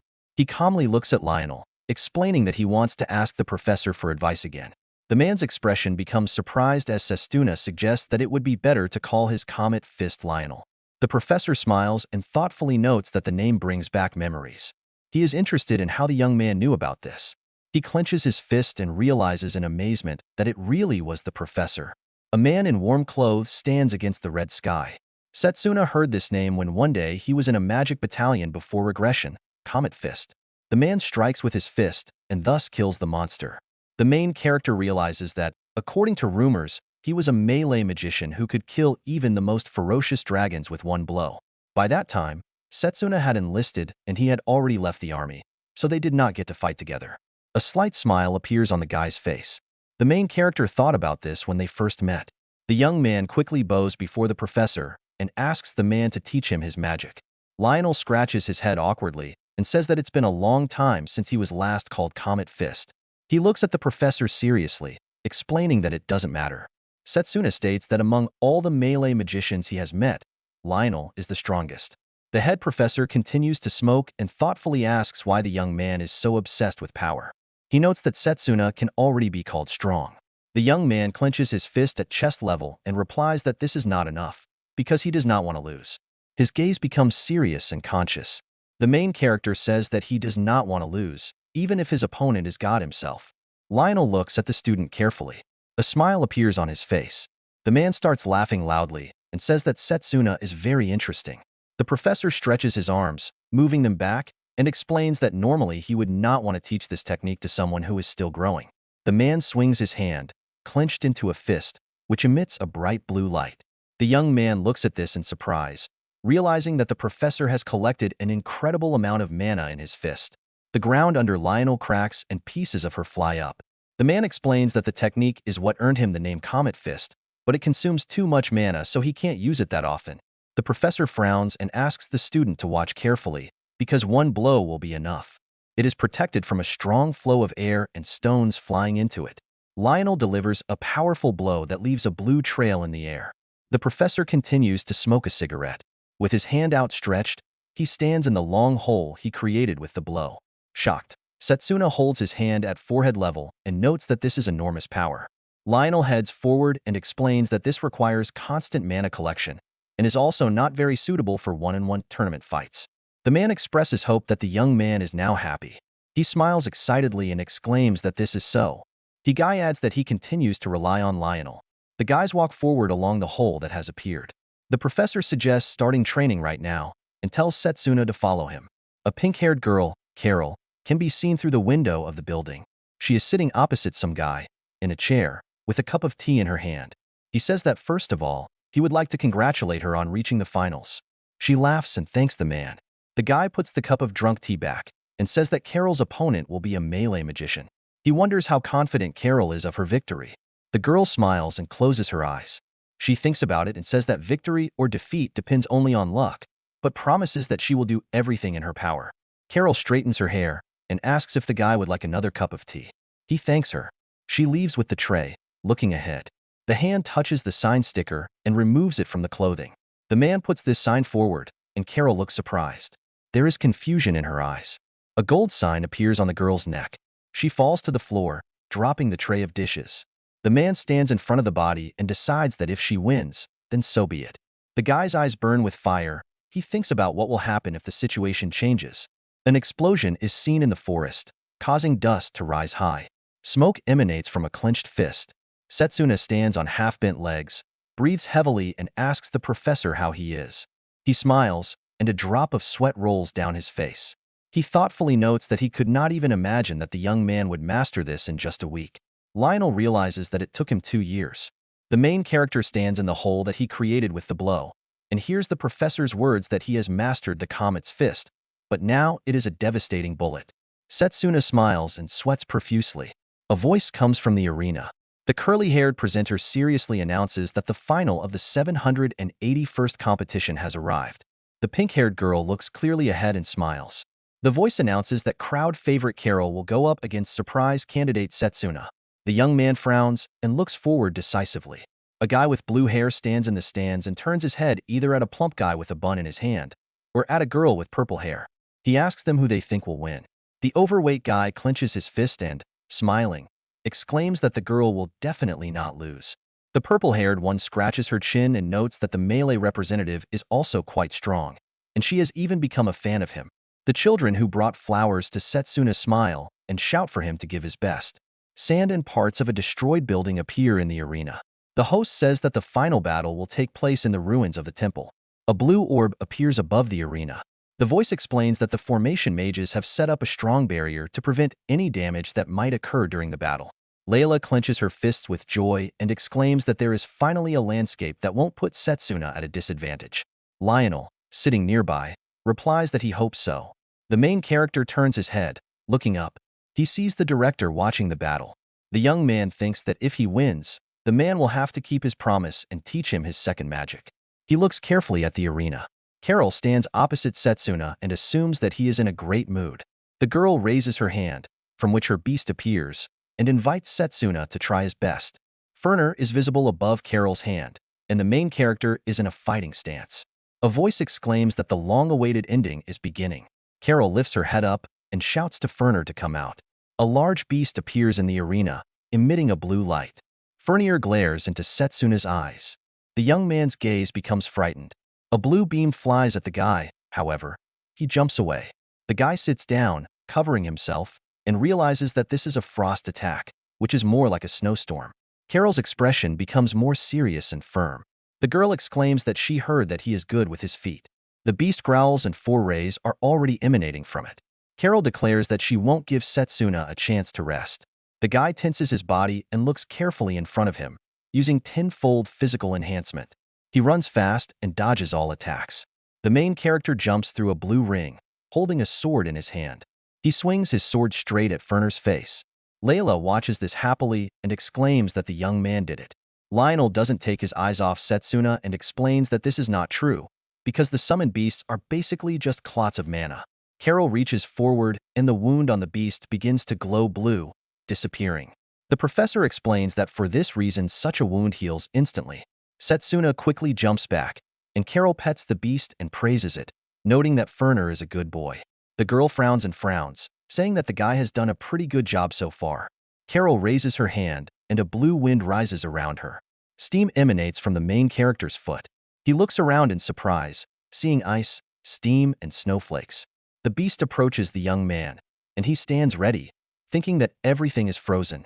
A blue sphere covers the arena, and Setsuna deduces that the ice mana is not escaping the barrier. The guy standing to the side calmly notes that now that everything is icy, Furner's attacks will be much more powerful. The man's eyes glow with fire, and he asks what Setsuna will do now. The main character's gaze becomes intense. The young man realizes that, in addition to these long-range attacks, the very thought of a battle of attrition is disadvantageous to him.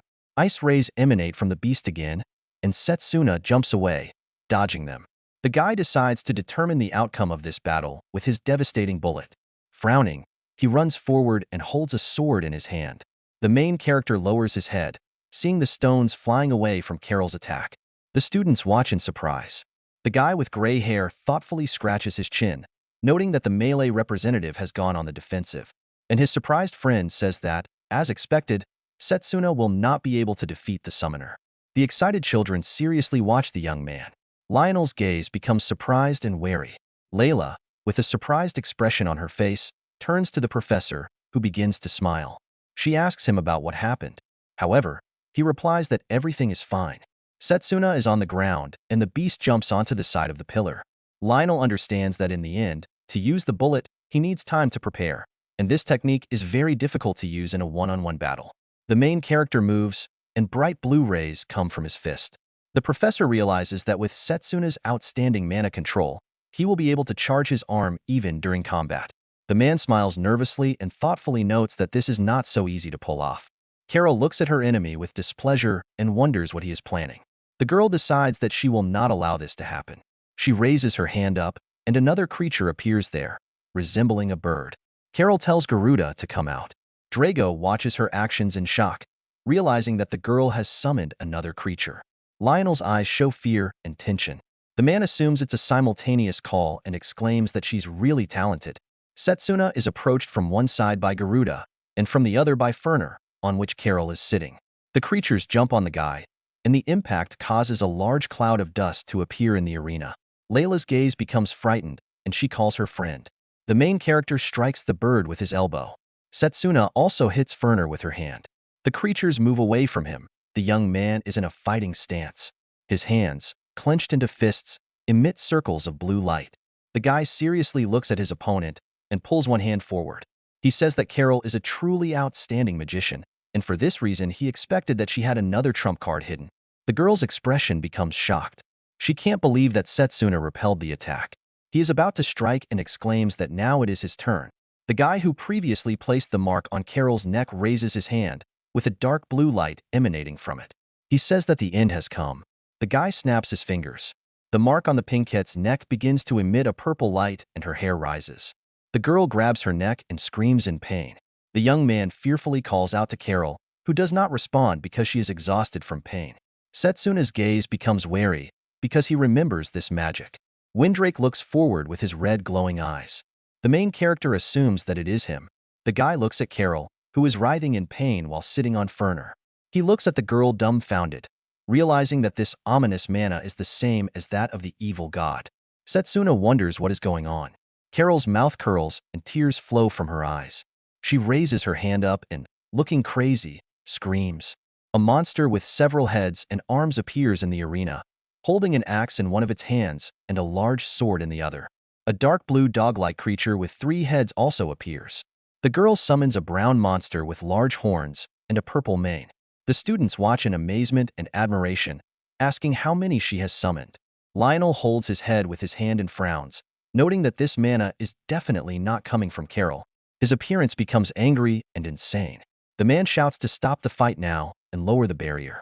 Lionel angrily wonders what the formation mages are doing. The guy who marked Carol is standing against the wall with one foot resting against it, and next to him sits a man who sits with his head down, as if unconscious. The man says that only the one who created it can lower this barrier. He smiles and looks down, assuming that for this reason everyone has already searched him. The magician, who also has a purple mark on his neck, looks at the man from under his brows, and he asks about the opinion of the formation magician about this. Setsuna jumps back, dodging the monster's blows. They surround him, and the guy tries to resist. He grits his teeth and looks somewhere, thinking that the owner of this mana is definitely somewhere nearby, and he just needs to track the path. The man traces the sphere with his finger and asks if Setsuna really thinks he will have time to look around in such a situation. A bird monster flies over the main character, and he tries to retreat back. Garuda crashes into the pillar, breaking it. Setsuna falls along with the remains of the pillar, screaming in pain as drops of blood fly off. The main character lands, and the stones from the formation fall behind him. Layla calls out to her friend in fear, clenching her fingers. Setsuna stands up, holding one hand on the other and looking forward from under her brows. The man grins evilly, noting that even a man like this young man would have a very difficult time keeping track of mana while fighting off a pack of summoned beasts. The guy looks forward contentedly, and dark-colored mana emanates from him. He says it's only a matter of time before it's all over.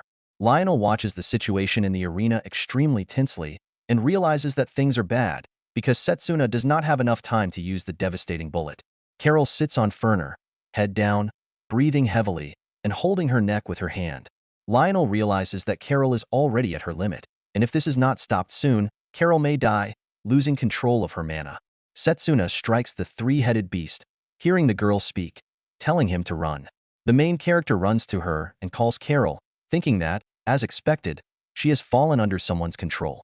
A girl's tear falls on Ferner's fur. The pink-haired girl holds her throat with one hand and puts the other forward. Carol tells Setsuna to escape before he is killed. Monsters are approaching the guy, wanting to attack. However, the guy speeds up and runs towards them. The main character jumps and approaches the beast. He strikes the monster furiously. In front of the young man is a beast with horns and a purple mane. Setsuna takes a fighting stance, preparing to attack. Gritting his teeth, he grabs the monster by the horns. Having done this, he lifts the beast up. Other monsters are approaching the guy, and he holds this one in his hands, swinging it. The appearance of the main character becomes enraged and insane.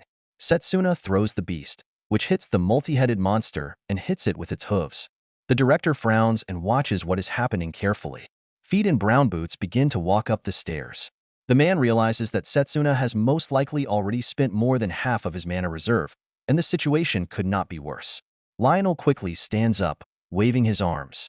The professor decides that he needs to find the magician who erected this barrier as quickly as possible. The man raises his head and mentally asks Setsuna not to dare die in front of his eyes. He is breathing heavily and bleeding, looking at his opponents. An animal with a purple spot on its forehead approaches the guy, who notices it. The monster jumps, piercing Setsuna's leg with its long horn.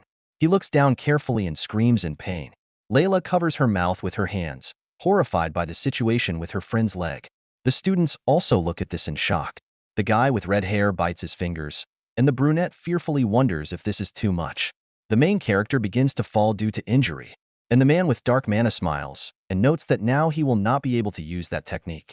He puts his hand emitting purple light forward and orders the animals to finish with Setsuna. They run towards the main character, under whom a puddle of blood forms from a hole in his leg. Ferner opens his mouth wide, standing in front of the young man. He bites the stunned Setsuna's hand.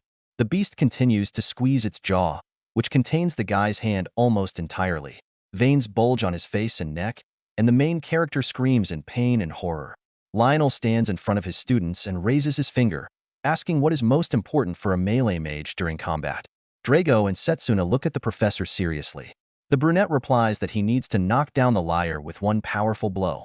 The main character says that you need to take as little damage as possible, while trying as much as possible to close the distance with the enemy. Lionel continues to smoke and agrees with the guys, but says that there are much more important things. The man smiles and clenches his fist, saying that this is the fighting spirit that will allow him to strike the enemy no matter what. Setsuna calmly listens to the professor, who reports that for this reason they will begin a training called Withstand Any Blow. The main character stands opposite Ferner, who bites his hand and swings his other hand. Blood runs down his face, and the guy says that he finally succeeded. Setsuna clenches his fist, from which a bright blue light emanates. The space around is filled with this light. The man with dark mana watches this in surprise, his eyes wide open. The guy thought that he would use his other hand. He suggests that the young man deliberately tried to hide the fact that he was charging mana in his other hand. Setsuna swings to strike and realizes that the summoned beasts are out of control. The beasts approach the young man, who decides that if he forces them to gather at a certain angle, he can finish them off with just one blow. Layla looks fearfully at the arena and Drago also looks very tense. The guys are worried about Setsuna. He, with a crazy expression on his face, shouts that he will put all his remaining mana into this blow. The guy strikes using a devastating bullet. The The space is illuminated with a bright blue light, and Carol falls from the beast. The bullet pierces all the animals, and they fly into pieces. Setsuna is still in the position he struck from, with smoke coming from his fist. Carol falls off her beast. Setsuna runs towards the girl. He quickly puts his hands under her to catch her. The bleeding protagonist sits on one knee and holds the pink-haired girl. The girl lies with her eyes closed and makes a quiet sound. The guy breathes heavily, looking at Carol, and is glad that she is okay. Setsuna lowers Carol to the icy ground. The students look at this in surprise. One of them concludes that Carol has lost. The host looks into the arena in amazement and clenches his fist, exclaiming that the winner is Setsuna Cromwell. The young man walks along the hole formed by the impact. The voice reports that about 100 years have passed since their last victory. The director smiles easily and watches the main character with warmth. The presenter exclaims that finally the winner of this competition is a student of the melee department. The crippled Setsuna looks up and clenches his fist in victory, smiling. All the students shout joyfully and smile. The blue-haired guy points forward and asks what it was, because he has never seen such a technique. His surprised friend suggests that it was a crushing blow. Layla, with a blush appearing on her face, covers her mouth with her hand and realizes that Setsuna has indeed won. Drago smiles widely and exclaims that this is great. A blonde high school student is counting his money, which he now has a lot of. The guy exclaims that he believed Setsuna could do it. A surprised friend, a plump guy, is interested in what the coefficient was, and the young man with thick hair pulls his hand forward, his mouth open in amazement. The feet of a man with dark mana step onto the floor. He stands and looks at the arena. The guy concludes that Setsuna still managed to survive even in such a situation, and, as expected, he should not have been underestimated. The man turns to the formation mage, who is still sitting against the wall in a weakened state. He extends his hand, from which the red light emanates, to this magician, declaring that he does not need it now. The man's gaze sparkles red. He lifts the fingers of his hand, noting that they have most likely already pinpointed the exact location of this formation mage. The man brings his finger closer to the mark on the magician's neck, removing it. Lionel quickly runs forward with a tense expression on his face. The man wonders if he is here. Suddenly, the man looks to the side and notices the magician lying down. The professor takes the guy by the shoulders and, looking at him with alarm, says that the situation turned out to be worse than ever. The blue sphere above the arena gradually disappears. The main character looks up thoughtfully, noting that the barrier has been removed. The director comes down to the arena and Setsuna greets him. The man approaches the guy, next to whom Carol is lying on the ground. The director assumes that the girl received a strong blow after all her animals disappeared. The student notes that it felt like someone was controlling her summoned beasts. The director leans over Carol and brings his hand, emitting golden light, closer to her body. He agrees and suggests that it is the result of some magical device. The director says that the guy can provide the rest to the academy. The man closes his eyes and Setsuna, whom he wants, looks at the director in surprise. The director turns to the young man and tells him that he showed him his true strength, so he keeps his promise. The main character smiles with relief and thanks the man. The director leaves and tells Setsuna to come see him tomorrow. In the medical office, a young man sits on a bed with his torso naked, gritting his teeth in pain, and the girl sits on the chair opposite and brings her hands, emitting green light, closer to Setsuna in order to heal him. She bandages the guy's hand and explains that the external fumes are finished, but his internal wounds have not yet healed. The girl asks him to go and rest. He replies that he understood. With his torso, arms, and head bandaged, the main character puts on a cape. Suddenly, there is a knock on the door.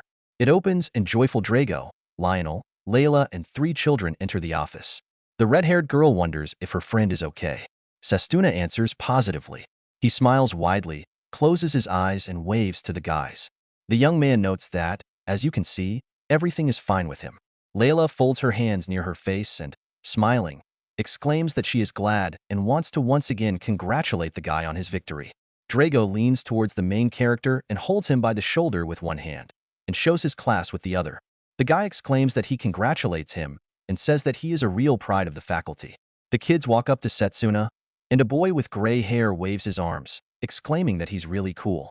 A wide smile appears on the young man's face. The guys leave and say goodbye to the winner. The door closes and only Lionel remains in the room with Setsuna, who seriously reports that the formation mage is alive, and someone attacked him and knocked him out. The man looks up and tells her that Carol is fine, but needs to rest a little more.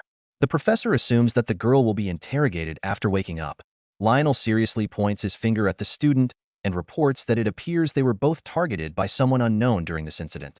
Setsuna looks at the professor seriously, and the young man looks rather tired. Lionel asks if he has any idea what happened. In the darkness, someone's shadow falls on the door.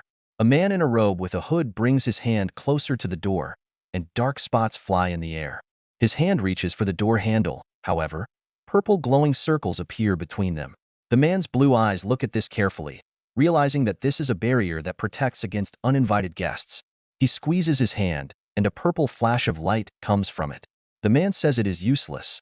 He opens the door and enters the room where Carol is sleeping. The man looks at the sleeping girl and decides that now he needs to eliminate her and then deal with Setsuna. Emitting violet light with his hand, the guy approaches the bed with the words that it is necessary to cut off all the tails that may in any way be connected with him. The person puts out his hand, and a purple ball forms under it. This ball is approaching the sleeping girl. Setsuna emits blue light and quickly runs somewhere. He looks forward seriously, and a sword appears in his hand. His gaze becomes stern. The main character says that he knew that the first thing the person would do was go to Carol. He holds a sword in his hand and approaches the man in the robe, noting that he is very sorry that they had to meet at such a moment. Leo's face can be seen from under the hood. Setsuna stands near Carol's bed, looking at the guy. The appearance of the main character becomes angry and tense. Leo grins and starts laughing. He closes his eyes and sticks out 2 fingers, concluding that he was exposed after all, even though he was sure that he had not left any traces. The young man frowns and clenches his teeth, saying that, of course, there was no evidence. However, after he personally witnessed his actions, he was convinced of this. Leo looks at Setsuna seriously. They both stand still and are silent. Leo smiles and points his finger at the door, suggesting that they talk outside, because this place is full of the smells of all kinds of medicines. A bright moon is shining in the sky. Leo walks forward, raising his head, followed by Setsuna. The main character looks as irritated as possible. He frowns deeply, realizing that his internal injuries are still not healed. The young man did not think that they would meet him when he was in this state. Leo turns to Setsuna and smirks, noting that he looks very intimidating. The guy asks a question about how long ago the main character began to suspect him. He remembers the moment when Leo woke him up at the blessing ceremony, and then he was nowhere to be found. The young man explains that he began to suspect him after he suddenly disappeared after the blessing ceremony. Setsuna says that when he thought about it, he had an ominous feeling. The main character also remembers the moment when Leo told him why he did not become a representative of the faculty.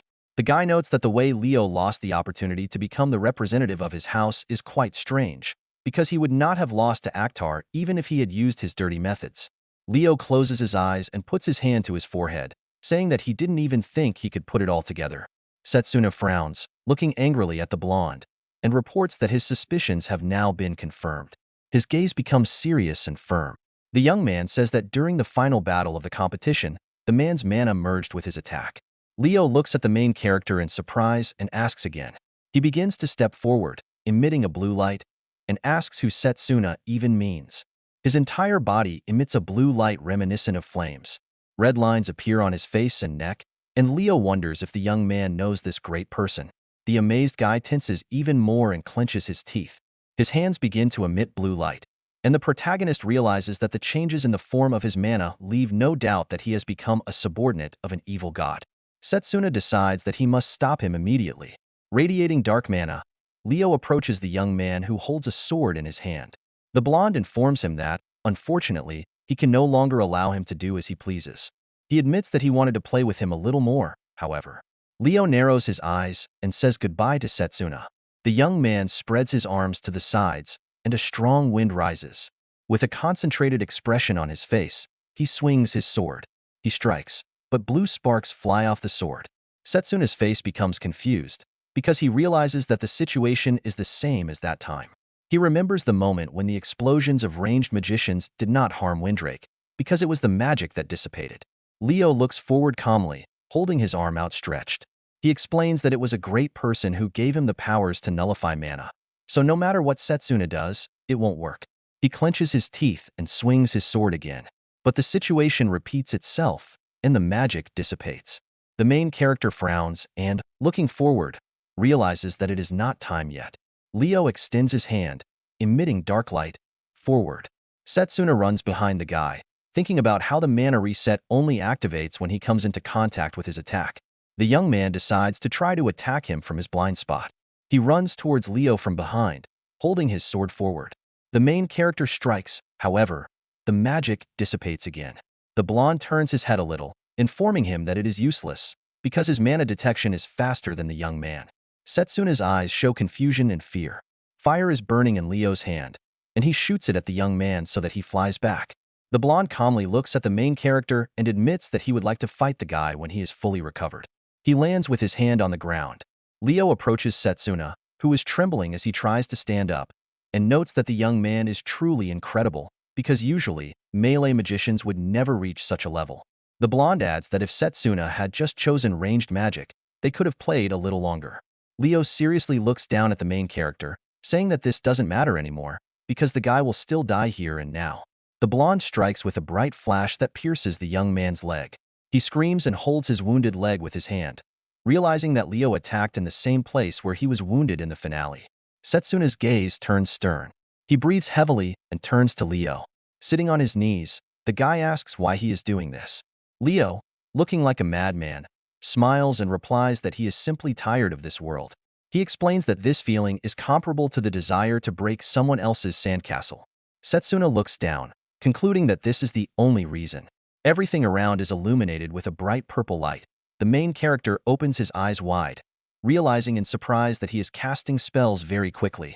The guy assumes that this is the power of the evil god. Suddenly a call is heard asking them to stop. Between the guys there is a huge flash of golden and purple flames. Both look at it in surprise, realizing that it is a white flame. A bright golden beam flies past Leo. He turns around, raising his hand, which emits a dark light. Setsuna looks forward in amazement, and on the roof of the building a large dragon can be seen, next to which is the silhouette of a man. It is a light blue dragon with fire coming from it, and the headmaster stands next to the creature. The main character remembers the moment when his magician friends were killed by monsters. Also, his head is filled with memories of a burning city, on the ground of which there are many human corpses. The space next to the guy fills with blue, and he loudly shouts to Leo to stop being a fool. He looks at the silhouette of the young man and wonders if he is really the same Leo. He creates a purple ball in his hand and furiously tells him to close his mouth. The guy swings, about to strike with the ball. Setsuna's hand emits a blue light, and the protagonist realizes that it is too far away to use the mana blade, so he will need to create it as quickly as possible when he is point-blank towards Leo. The guy remembers the moment when he hit the evil god, emitting golden light from his hand. He tries to force himself to remember the feeling of that attack. Setsuna clenches his fist, concentrating his mana there. Swinging, he runs towards the enemy, deciding that there is still a chance. He launches a purple explosion at the surprised protagonist and shouts that it is slow. The director watches the battle seriously. Leo grins excitedly, and Setsuna's expression shows amazement and relief. The director appears in front of the main character, and the dragon flies behind him. The man looks ahead seriously, apologizing to the young man for being late. He replies that this is not so, because the director saved him. The man frowns and looks sternly at Leo, asking if he is to blame for what happened at the competition. He smiles and, maintaining a calm expression on his face, concludes that the director noticed this too. The man frowns, and hatred is visible in his eyes. He explains that he felt the remnants of mana and followed her. The director begins to emit golden light, and Leo, standing opposite, grins and replies that it was as expected. He says that he really didn't want to suspect his students. The space around the director is illuminated with bright light. It spreads through the air. From such brightness, Setsuna even closes one eye and covers it with his hand. The director raises his hand and apologizes to Leo for it, saying that he is forced to detain him. The man puts his hand in front, and the dragon, behind him, breathes bright flame. The beast launches an explosion forward so that stones fly to the sides. The main character looks at this in amazement, admiring the incredible fiery power. Leo puts his hand forward and his fingers glow red. With a calm look, he looks ahead. The young man smiles, and his lips spread into a smile. The blonde deduces that this is the most powerful ghostly beast everyone is talking about, the white dragon. Leo notes that if it weren't for that great man's gift, he would have been in danger. The director looks at the student, squinting, and says that nullifying magic turns out to really exist. Setsuna turns her head towards the man and wonders if the director knows about this. The man says that he read notes about her in the archives of his family at Silver Rock. Windrake looks ahead with his red eyes. The director continues his speech, explaining that when the dark forces awaken and the world begins to fall into chaos, then the nullification of magic will be their main force. Several people whose faces are not visible, and a certain creature, stand in a triangle. Leo begins to press forward. With a calm expression on his face, he says that his magic won't work on him anymore. Flashes of different colors come from the young man's hand. On Leo's other hand, a purple ball forms, from which rays of blue, green, and orange emanate. The guy reports that the same applies to Dane and Silverrock. The ball above his hand begins to glow brighter.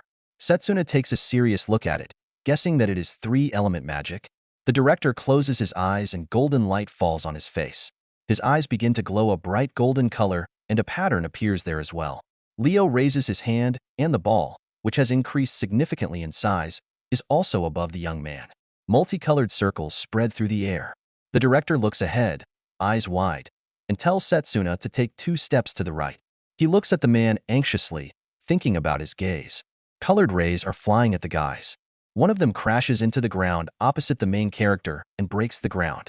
The rays also aim at the director, however, he calmly dodges. Leo raises one eyebrow, realizing that the man was dodging. The guy decides to stop doubting and end them. The director goes forward and asks why Leo is so surprised. He assumes that the young man thinks that in such a situation only his magic can do something. The blonde's gaze is rather indifferent, and the guy notes that this power is very interesting. Leo opens his eyes wide and begins to emit purple light, asking how Danon is doing this. Behind the young man, who raises his head up, everything is illuminated with a red-violet light. Setsuna tensely clenches his teeth, realizing that this is the power of an evil god. Leo puts his hand forward and exclaims that there will be no trace of the guys left. The director's expression becomes wary, and he suggests that the fight will not be so easy. They stand in front of Leo, with purple flashes dancing around him. The man realizes that things are bad, because if they fight here with all their might, this place will be completely destroyed. The director turns his gaze to Setsuna and calls him. He looks at the man and replies that he understands. Danon puts his hands, which emit golden light, in front of his chest, and butterflies appear between them. The director asks the pure ghost butterflies to give him their wings. The man rises up and is under the dragon. Bright golden flashes appear in front of Leo. The guy covers himself with one hand, and with the other creates a purple light in front. The blonde understands that Danon wants to minimize the damage to the academy. Leo raises his hand, from which a purple light emanates, and offers to begin their fight, because this is their destiny. The dragon shoots fire from its mouth with all its might, and Leo launches a purple explosion at him. Purple and golden light collide with each other. However, Leo's explosion breaks through the flames. After this, purple light rushes towards the dragon. The beast turns its muzzle to the side. Leo puts his hand forward and a large, bright explosion occurs in front of him. Leo smiles and looks up with interest, asking if the director has decided to give up and give the victory to his student. Danon calmly looks ahead and suggests that it is time for this old man to retire. Setsuna appears behind him with blue butterfly wings behind him and rushes forward. Leo smiles and his gaze becomes surprised. The blonde notes that the young man suddenly decided to hide behind the dragon. With a frantic look, he puts his hands forward, creating a barrier and communicating that this is too bad. The main character frowns and, raising his fist, tells Leo that he relies too much on this power. The young man flies forward, leaving a blue trail behind him. He realizes that choosing melee magic was the right decision. Setsuna's eyes turn angry, and he shouts that he will prove it with one blow. Leo holds his arms outstretched, and there is a barrier around him. The guy advises the main character not to underestimate his strength. He approaches the barrier. Leo smiles confidently, showing his teeth. But suddenly, the corners of his lips droop. Setsuna breaks the sphere and hits Leo so that he falls into the ground, breaking it. The main character, behind whom there are butterfly wings, flies towards Leo. The young man's crazy eyes glow blue. He understands that he needs to be faster and concentrate his mana to become faster. Setsuna's fist approaches the barrier. He breaks through the red sphere. Then, the young man's fist flies at the blonde and slams him into the ground. The surface breaks, turning into many stones. Pieces of stones fly upward, and the space is filled with blue light. Setsuna's fist is bruised and smoke is coming from it. The guy stands still, looking forward. The director smiles and puts his hands forward, from which butterflies fly. Danon says that even Mana Reset has an activation time. The main character breathes heavily and looks in surprise at Leo lying in the stones. The director shouts that the guy is great. He frowns and clenches his fist, thinking that, as expected, the speed of such a direct attack exceeded Leo's reaction speed. Setsuna decides that he was not mistaken in choosing this path. The young man turns around and walks towards the director. Approaching him, the guy seriously concludes that the problem is now solved. He agrees and says it was great. Danon reveals that they need to tend to his wounds first. Suddenly, a voice is heard that admits that it has now learned a lot. The looks of the main character and Danon become dumbfounded. The wounded Leo stands on bent legs and, looking down, notes that Setsuna always exceeds his expectations. The black-haired man tensely clenches his teeth, surprised to realize that he can still stand on his feet after such an attack. A smile appears on Leo's face, and he wipes the blood from his face with his hand. Looking like a madman, he throws his arms back, creating a blue-red flash in front of him. Leo exclaims that it's his turn now. He launches a blue ball with red flashes at Setsuna. A sword appears in his hand. The main character puts his weapon forward to cut the ball. However, sparks only fly off the sword. There is horror in the young man's eyes. The explosion flies straight at the guy, throwing him back. He slams it into the wall, which now has cracks. Setsuna flies off the destroyed wall. He falls to the ground, and the frightened principal calls for the student. He lies face down on the ground, looking forward a little, thinking about this magic. The young man sees Leo's silhouette and hears him laughing and concludes that he is capable of this too. The main character realizes that the blonde has combined the magic of ranged combat and nullifying magic. Setsuna's eyes close and he realizes things are bad. The young man realizes that he is losing consciousness and mentally calls out to Leo. Two guys stand on the field and shoot at targets. The blonde hits the middle with his flash. There is a crack visible in the circle, and steam is coming out of it. The guy exclaims that it's incredibly simple. Setsuna, standing nearby, smiles and, agreeing, suggests that he too should not sit idly by. Leo laughs and notes that when a master like him says something like that, it makes you tense. The main character asks if he can shoot too. Now Leo puts his hand forward and, smiling, declares that now the main character's head has become his target. Adult Setsuna grits his teeth and anxiously asks Leo what he is talking about. He assumes that he himself understands everything and says to look back. The young man turns around and hears a voice that says that he is lost again. The magician with red hair falls back, and a pool of blood can be seen below him. The main character hears that he is a pathetic loser.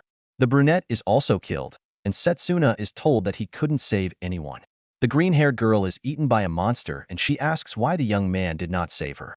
And the girl with purple hair is grabbed by a goblin, cutting her neck. She exclaims that despite everything she believed in him. The guy hears voices calling him. With a frightened face, he wakes up in bed. Layla stands next to his bed and calls out to the young man in alarm. The surprised main character gets up and sits on the bed. Excitement is visible in the girl's eyes. She reports that it is a great relief that he is finally awake. He looks around and asks where he is. Layla replies that the guy is now in the academy's infirmary. Setsuna looks to the side in alarm, hearing that he has been unconscious for 3 days. He lowers his head and repeats this number. The young man squeezes the blanket tightly. His expression turns furious. The main character concludes that he lost, not even the first time, but the second time. Layla looks at her friend with confusion and anxiety. Setsuna suddenly turns to the girl and asks where the director is. She replies that most likely he is in his office and wanted to see Lionel. The main character begins to get up, and Layla is frighteningly interested in where he is going. The guy gets up and starts getting dressed, explaining that he wants to talk to the director and find out something.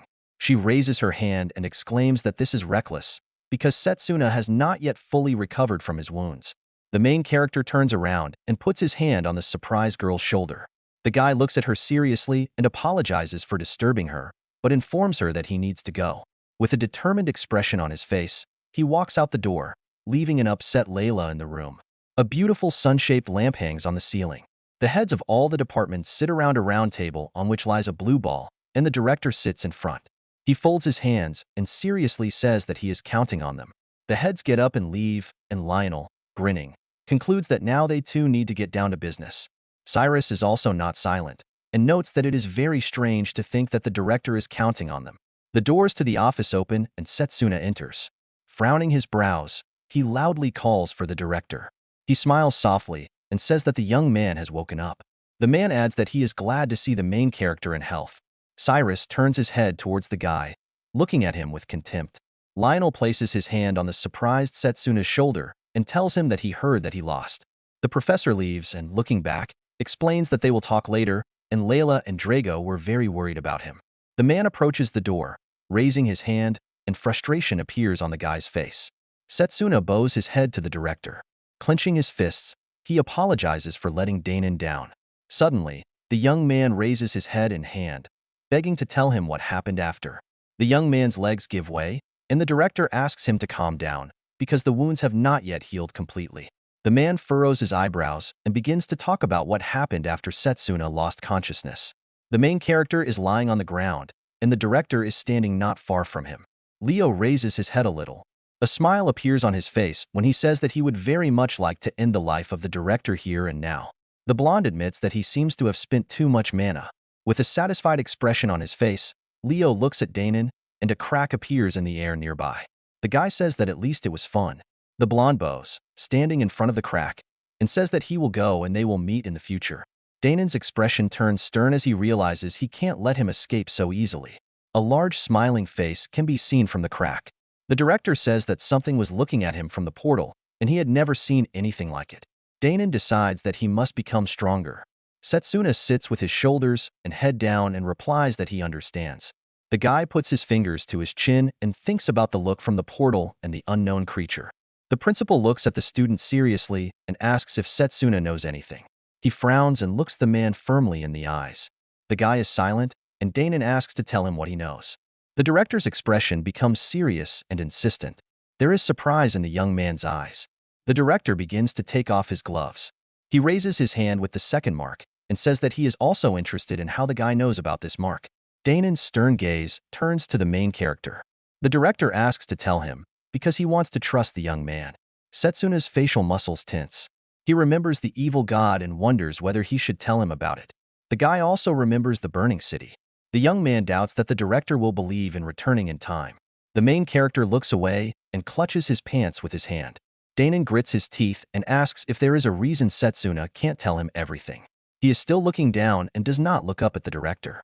Suddenly, awareness and surprise can be seen in his eyes, as the guy remembers something. The main character asks the surprised man to check the necklace of rebirth. He holds it in his hand and looks there in amazement. Danon sees that the necklace has become ordinary and exclaims that the spirit's blessing has disappeared. Setsuna stands up, resting his hands on the table.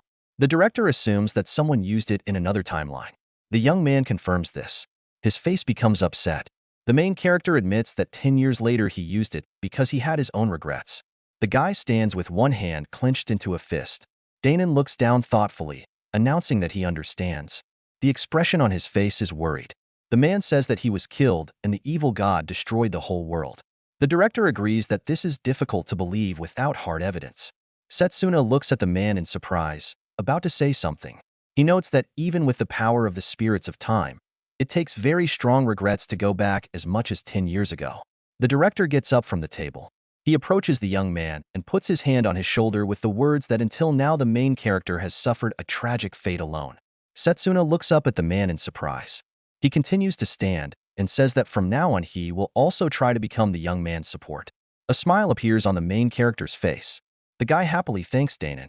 With a determined expression on her face, Setsuna, clenching her fist, realizes that she will now confront the evil god together with the director, and perhaps now they will be able to save the world from destruction. The man removes his hand from the student's shoulder, informing him that he will teach him the second type of magic so that Setsuna can resist the evil god. The director's hand rises, emitting golden light. The man holds his hand up and says that this is a unique power that does not belong to any magical path, and it is called spiritual magic. The guy's expression becomes astonished. The director tilts his head a little to the side and suggests a change of scenery. They walk towards a large tree. The main character notes that this is nostalgic because in the past he trained here a lot and asks the director about it. A golden fire can be seen above the dark silhouette of a man. Danon reveals that spiritual magic is magic in which a person merges with a spirit, using their mana as a catalyst and allowing them to accumulate great power in their body. Next to the fire with the sign of spiritual magic is a fire with the sign of another magic. The director explains that it is different from other magical paths because it can be combined with the others, which is its main feature. Setsuna looks to the side in surprise, admiring the strength. Danon stands nearby and emits golden light. The man says it would be better if he shows the guy. The director's eyes begin to glow bright yellow. The main character looks at this warily, realizing that now the director has the same eyes as during the fight with Leo. Danon addresses the student. He bends all fingers except the index and middle. A man suggests playing rock, paper, scissors. The young man looks questioningly at the director and asks again. He puts his fingers to his chin, and the director says that it would be wrong to fight with a person who is not yet fully recovered. The man calls rock, paper, scissors. Danon puts out the paper, and Setsuna puts out the stone. Smiling, the director raises his index finger up and exclaims that he won and they will play a guy. The guys play again, and the director wins again, because he puts out the scissors, and the student shows the paper. They play again and Danon wins with the rock against the scissors. The main character looks irritated at his crooked fingers and realizes that he cannot win. The director's eye glows orange-yellow, and the man explains that this is one of the abilities of the zeitgeist. He says that the precognitive eye is the ability to look into the future for a few seconds. The girl flies forward, and turquoise wings extend from her back. Danon says that in their world there are many different spirits, and if you make a contract with the spirit of the wind, you will be able to fly. A guy whose body is made of water puts his hand forward. The director explains that if you make a contract with the spirit of water, you will be able to completely absorb a physical attack. Setsuna smiles and clenches his fist, thinking that this is incredible, and it's hard to even imagine. The young man realizes that if he learns such magic, he will be able to use melee magic even better. The director stands opposite the guy and says that this magic requires concluding a contract with the spirit. However, before that, something needs to be done. Setsuna wonders about this. Danon looks at him calmly and says that now is the time. He suggests trying it now. The man closes his eyes. It emits a soft golden light. The main character looks at this in amazement. The director opens his eyes and raises his hand, explaining that you need to become one with nature by clearing your mind. The man says that spirits exist everywhere, and you just need to feel their presence. Setsuna closes his eyes and wonders if this is how he does things. The guy frowns a little and mentally asks the spirits to lend him their strength so that he can resist the evil god. A leaf from a tree flies through the air. The director looks at the student in surprise. The wind starts to blow, and Danon looks confused. The main character looks forward in horror, suggesting that he could not feel anything. He looks angrily and displeasedly at the upset director, who says that perhaps this is due to his natural irritability. Setsuna asks what Danon is talking about. Standing opposite the student, the man explains that in order to become one with nature, the guy will need to achieve a state of inner peace. The director notes that, in other words, the young man does not need to dwell on it, but simply feel it. The main character closes his eyes again and lowers his head a little. He suggests that he thinks too much. Setsuna continues to be in this position, and his head is filled with thoughts that he really thinks a lot, because he wants to do everything in the best possible way, to work more efficiently, to become stronger in the shortest possible time. The young man realizes that he cannot afford to continue losing. The main character thinks about the fact that he will lose his comrades again. Setsuna mentally tells himself to stop being distracted by everything. The director approaches the young man and puts his hand on his shoulder, saying that he shouldn't rush. The man lowers his head and furrows his brows a little, saying that it took him 3 long years. Danon states that he is confident that Setsuna will be able to comprehend this before the evil god comes. He clenches his teeth and lowers his eyes, exclaiming that this is a very long time, and he must master this as quickly as possible, because no one knows when the apostles will strike again. The director asks again about the apostles. Several dark silhouettes stand next to each other, and at their head is Leo. The main character says that there are rumors that they came from the same dimension as the evil god, and each of them has abilities that are different from magic. Setsuna's face shows disappointment as he explains that Leo, the one who used disintegration magic, was undoubtedly one of them too. The guy remembers the moment when he stood with 2 magic circles, and a flame burned under him. Once, he had already fought with one of the apostles even before he returned back in time. The main character understands that even though he had the advantage of possessing ranged magic, the battle still turned out to be very difficult. Setsuna's expression becomes hard and displeased. Danon reports that in the Silverrock family they were called the 12 Dark Forces. The student replies that there are most likely others like Leo hiding in their world. The director maintains a calm expression on his face and says that he understands the guy. There is no need to rush him, because the chaos in his head can seriously undermine him. The man looks to the side in surprise and assumes that Setsuna will learn something during their joint training in the dungeon. He asks about joint training. The director smiles a little and replies that Lionel will tell Setsuna about this later. A satisfied grin appears on the guy's face when Danon notes that this will allow them to overcome their limits. He adds that it will also be a tough test for all of them. The director turns around and starts to leave. The man advises the young man to first rest and recover. Thin people who look like skeletons walk against a black and red background, leaving smoke behind them. Danon cryptically reveals that there will be a surprise for them all there after all. A terrible monster with earrings in his ears and a crown with a snake wrapped around his head looks forward. The director says that they will definitely be surprised. A guy with blonde hair opens large doors. Leo awkwardly scratches the back of his head and, smiling, apologizes for being a little late. In front of him is a blue stone emitting dark light, as well as a large creature. The creature begins to step forward, angrily asking if Leo has the balls to keep them waiting. This is Zagan, the 10th apostle. He has long gray hair, an elongated muzzle and large claws on his hands. Zagan suggests that Leo wanted to die. A man in red and yellow shoes walks along the ceiling. He cheerfully greets Leo. This is a guy with blonde hair, clown makeup, and wearing clown clothes. He cannot believe that the young man did not manage to kill at least one student. The guy assumes that he was allowed to act on his own. He narrows his eyes and covers his mouth with his hand. It is the 9th Dark Apostle, Puker, who adds that Leo was wounded and ran away with his tail between his legs. He is interested in how the young man is going to take responsibility. Leo looks at him, smiling and holding out his thumb, index, and middle fingers. He apologizes to Pucker. The 12th Dark Apostle, Leo Foray Elmcrest, smiles and gestures with his hand, explaining that he was unable to keep his cool in front of his best friend.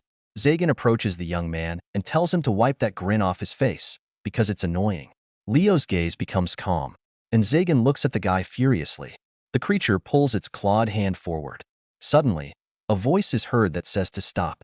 The 10th Dark Apostle stops, holding his hand in front of Leo.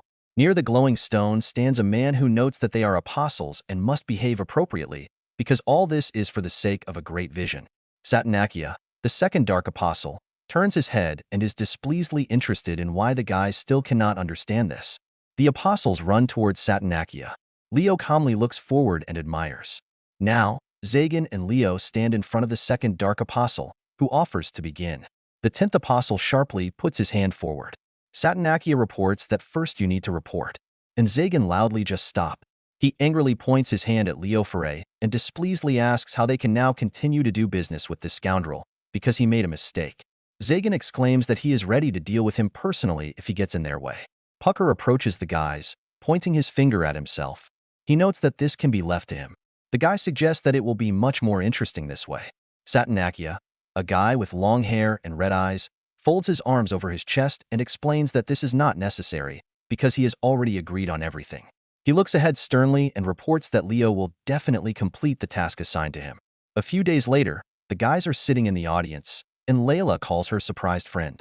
She, with a worried expression on her face, approaches Setsuna and asks if his wounds have already healed since he came to the audience. He calmly replies that this is so, and he can already attend theoretical lectures. The red-haired girl puts her finger to her chin and notes that the main character was wounded again after the finale. She asks about what happened. Setsuna looks down seriously. The guy and the director are standing in a clearing. The man explains that for now they should not divulge information about the evil god and his apostles to people. Danon reports that for now he can only provide some information to trustworthy professors. Setsuna looks at the director and listens to him carefully. The man says that he will go in search of Leo and take care of the security of the academy. His expression turns serious, and Danon announces that they will postpone learning spiritual magic together for now. Setsuna closes his eyes and smiles widely. He apologizes to his friend for the trouble he caused and says that everything is fine now. The young man's face turns a little blue, and he clenches his fists, thinking that he must recover as quickly as possible and become stronger. Layla exhales and looks worriedly at her tense friend. Lionel enters the audience and asks the guys to take their seats. The professor leans his hands on the table, on which papers with notes lie, and says that he is going to tell the students about joint training with other faculties. Setsuna Low okays forward determinately and grins. Everyone sits calmly in their seats and asks about the joint training. Lionel explains that the training will be carried out together with other faculties. Akhtar puts a magic circle in front of him. Setsuna holds a blue sword in her hand, and Carol fights while sitting on a summoned beast. The professor reveals that the previous competition was held mainly for the students to learn the fighting style of each house. He says that this time they must know their limit together in order to overcome it. Setsuna's expression becomes thoughtful. The young man deduces that their goal is to improve the teamwork of magicians of different paths. Lionel points his finger at a stone room with a staircase. Smiling, the man says that the place where all this will take place is a one-star dungeon. The professor puts his hand forward and, looking at the students, says that the event will begin in 2 weeks, and advises them to try to prepare properly by then. The main character, whose serious gaze rushes forward, clenches his fist. The guy assumes that this is exactly what the director was talking about. Setsuna decides to heal his wounds as quickly as possible. Layla walks through the schoolyard with a friend and invites him to have dinner together. He asks again in surprise. The girl smiles and clenches her fists happily, exclaiming that they need to eat a lot to be ready for training. Setsuna replies that she is right and they need to go. The guys turn their heads a little, looking in surprise at the 2 guys walking nearby. They say to look at the young man, because he is Setsuna, who won the competition. The guy notes that the main character was great, even though he uses melee magic. The girls standing nearby whisper, looking at Setsuna. One of them exclaims that she even became his fan. Layla tilts her head towards her disgruntled friend and notes that people are gossiping about him even though they bullied him just a few days ago. He confirms this upset. Suddenly, someone stands opposite the guys. On the side stand a red-haired guy with a big nose and a red-haired young man with a toned body. And between them is a blonde man pointing his finger at Setsuna. He assumes that he is the guy who won using close combat magic. He looks at the company in surprise and agrees with what was said. A young man with styled blonde hair, green eyes and earrings looks confidently at the main character. Someone exclaims that this is Carl from the Noble Salon. Someone says that there are rumors that after graduation he will join the army. Carl extends his hand and tells Setsuna that he wants to invite him to his salon. The main character asks again in surprise. The blonde closes his eyes and shows a small distance with his fingers. He explains that only magicians of high-level noble blood enter the salon. Carl says that they usually don't invite melee mages there, but he's willing to make an exception for Setsuna. The blonde's gaze becomes thoughtful and serious. Carl realizes that if the main character joins their salon, no one else will dare to stand in their way. The girls standing behind joyfully watch what is happening and say that Carl is going to recruit the young man, and this is incredible. The blonde frowns and puts a finger to his lips. He reasons that Setsuna, as the winner of the competition, definitely needs this type of connection. Carl points his finger at the astonished Layla and suggests that if the guy continues to waste time on a useless girl, he may bury his future. The main character closes his eyes and says displeasedly that he refuses the offer. He turns around and starts to walk away, leaving the guys from the salon in a confused state. Setsuna calmly points out that bloodline doesn't matter at all, and that Carl is wasting his time. He clenches his teeth, frowns, and the young man's face takes on a purple hue. A voice is heard expressing dissatisfaction that the winner of the competition would say such a thing. The guys look furiously at the main character and hold a gold chain in their hands. Carl asks about how Setsuna dared to insult the aristocrats. He swings the chain using his blade forge. Holding a golden sword in his hand, the blonde runs towards the main character. Carl approaches the boy's back, and the girl with pink hair exclaims that he is a fool. A hand approaches Setsuna's face, and he turns his head, looking back. Someone intercepts Carl's hand with the sword. Layla pushes the blonde's hand away and exclaims that such fights are prohibited at the academy. The girl looks at them sternly and assumes that they don't even know this. He trembles, trying to free his hand, and, clenching his teeth, shouts that Layla is an ugly commoner who should know her place. The girl lets go of Carl's hand, and his guys run up to the blonde, asking how he is. The young man irritably says to leave him alone. The red-haired guys take Carl away, and one of them points at the guys. Layla screams that they are stupid, and a guy with a toned body excitedly wonders if Carl is injured. He says to shut up and get out of here. The girls look at Setsuna in admiration, and the blonde tells the guys that he will tell his father about this. Layla exhales and holds onto the straps of her backpack. The girl smiles, looking at her friend, and he realizes that Layla has become stronger. Someone's foot is stepping on the ground in the schoolyard. This is the girl who calls the main character. The guys turn around in surprise, asking what else is needed. The pink-haired girl smiles and waves her hand. Setsuna exclaims that it's Carol. Confused, she approaches the young man, who reports that he is glad that she has recovered. And she agrees and notes that it's all thanks to him.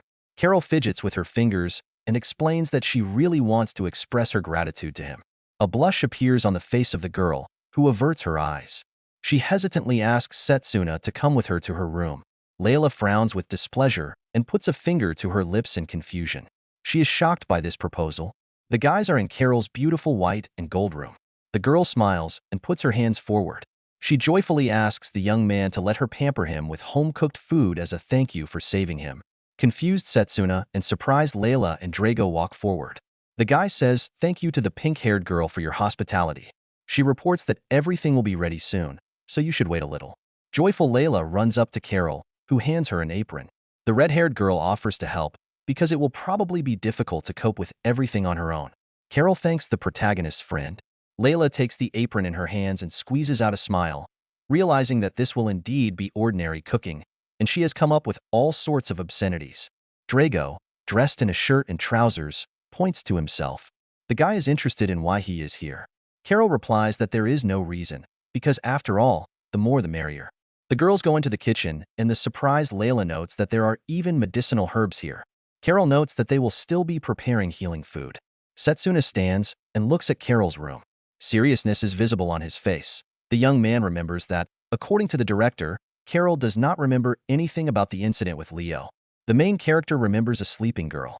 He realizes that it is not yet known whether her memory was erased or whether it happened from shock. Setsuna is relieved that nothing serious happened to the girl, but thinks that there is a chance that other people could become the same target. Drago puts his hand on the surprised young man's shoulder and assumes that he is thinking about something again.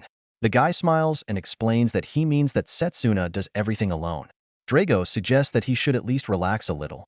With his arms folded across his chest and looking down in frustration, the main character repeats the words that he needs to relax. The guys sit on the couch and look away in amazement, hearing one girl screaming that it's too much, and the second that it's not. The black-haired man looks there, puzzled, and Drago frowns. Setsuna assumes that the girls started a fight there and asks if everything is okay there. He asks his friend not to talk nonsense. A worried Carol peeks out from behind the door, apologizes to Drago, and asks him to help them. The guy happily agrees. He stands in an apron and with a ladle in his hand, and the pink-haired one looks down shyly. Drago asks why he put it on too. Carol apologizes, explaining that these are the only aprons she has. Setsuna sits on the couch and smiles as he hears a voice telling him to start. Satisfied guys in aprons stand in front of the table near which the main character is. The young man looks in surprise at the number of dishes standing in front of him. Carol happily wishes Setsuna bon appetit. Layla stands next to her friend and, folding her palms in front of her chest, apologizes and suggests that they have gone too far. The guy hesitantly answers that this is not so. He sits down at the table and, smiling, thinks that since they prepared this for him, then he should at least eat it all without leaving a trace. Setsuna wishes you bon appetit. With a determined expression on his face, the main character holds a spoon in his hand, and his stomach glows blue. The guy decides to use physical enhancement to improve his digestion. The black-haired man holds a plate in his hand and greedily eats the food. The young man takes the meat in his hand and bites it. Anxious Layla holds the dishes in her hands and wonders if her friend is okay. He happily replies that this is so. Setsuna looks at the bowl admiringly and exclaims that this egg soup is simply incredible because it has such a rich and deep taste. Drago stands nearby and, smiling, holds a saucepan in his hands. He says that he prepared this soup himself, and he has more. The main character happily thanks his friend. Carol, with a look of horror on her face, puts her hands forward, and Drago stands nearby, looking smug. The girl exclaims that she lost. Setsuna smiles kindly. Joyful guys sit at the table, eat, and chat. The guy realizes that this is not so bad. He remembers how in a past life, he and his friends also sat at the table and had a good time. The main character thinks that in a past life, such a peaceful life was destroyed by an evil god. The guy clenches his fist and looks forward decisively, realizing that he will not allow this to happen again and will not lose a second time. 2 weeks later, in the dungeon on the day of joint training, the guys are in a clearing near the stone entrance to the dungeon. Some sit on the ground, some walk or stand, and some sit on large rocks. A girl with gray hair whispers something to a disgruntled guy with the same hair. A company of 4 people also stands and talks. A smiling Drago puts his hand on his surprised friend's shoulder and asks if he is ready. He smiles back and confirms this, explaining that this is all thanks to the healing food that the guys have been preparing for him for the last couple of days. The young man generously thanks them. He waves his hand in embarrassment and notes that there is nothing special about this, and this is all for the sake of the faculty of melee magic. Drago explains that if Setsuna had not eaten the healing food during this entire time, the effect would have diminished over time. The main character smiles calmly and realizes that this time he is on the same team with Drago. He looks at his joyful friend, deciding that he can easily trust him with his back. Two guys approach the guys. One of them is wearing a hood, and the second, blonde, waves his hand and asks for forgiveness for the wait. Surprised, Drago notes that senior students have arrived. The first man begins to remove his hood, and the blonde man points a finger at himself and reveals that his name is Mifune and he is a third year in the formation department. The person who removed the hood is a black-haired girl with turquoise earrings in her ears. She greets the guys and says that her name is Yuzuha. The guys smile and Setsuna puts her hand to her chest. Drago says his name and says that he is from the melee department. The main character also introduces himself. Mifune smiles and, holding the guys by the shoulders, turns his head first to one, then to the other. The young man exclaims that he realized that the black-haired man is the winner of the competition. The blonde notes that he seems reliable and they should try their best together. The blonde turns around and heads towards Yuzuha. Drago puts his hand on Seston's shoulder and says that Mifune is a pretty funny guy. Yuzuha smiles and folds her arms over her chest. The girl praises her partner for managing to lull their vigilance. He asks if she really thinks so. Mifune smiles and his sly eyes sparkle yellow. He offers to start. The guys stand in front of a man in a black robe who assumes that everyone is already here, so they can begin. This is Giovanni Bertolini, professor at the Faculty of Formation Magic. The guy has brown hair and yellow eyes that are visible through the lenses of his glasses. Giovanni introduces himself and explains that he is in charge of the joint training. The guy says that this joint training will take place between the formation and close combat faculties.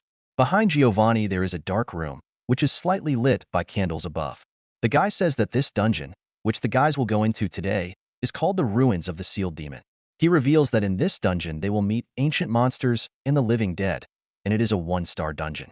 Giovanni presses a button on the bracelet on his arm, from which a gold bracelet appears. The guy says that during joint training, the students will have to defeat these monsters in real combat. There is a bracelet above the professor's hand. Giovanni explains that the guy's exploits in the dungeon will be recorded on this memory bracelet. The girl with red hair kills the skeleton-like monster and gets 5 points. The professor says that loot dropped from monsters will be counted as bonus points.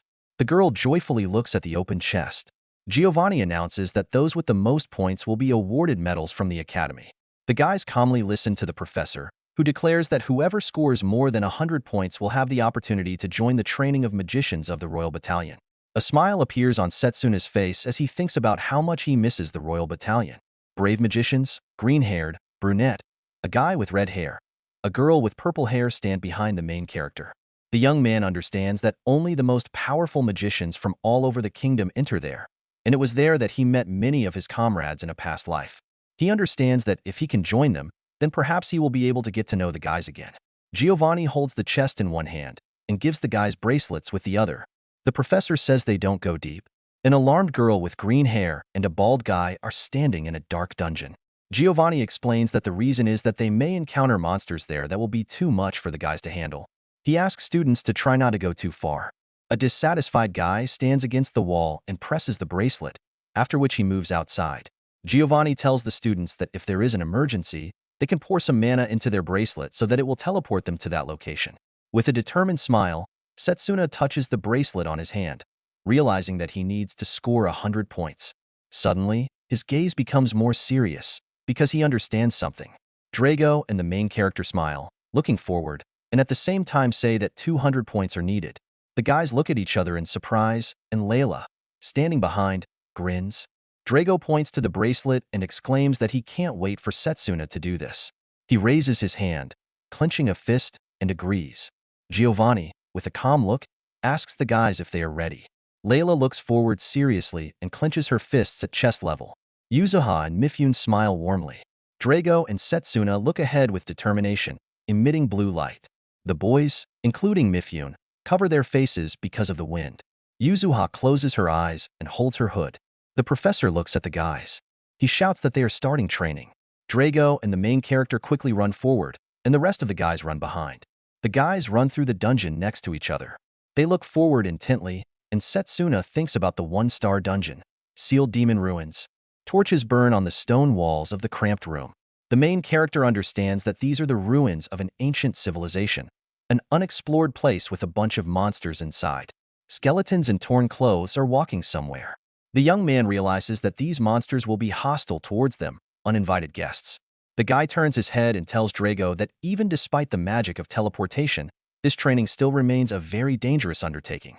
The guys approach the passage, in which a white light is visible.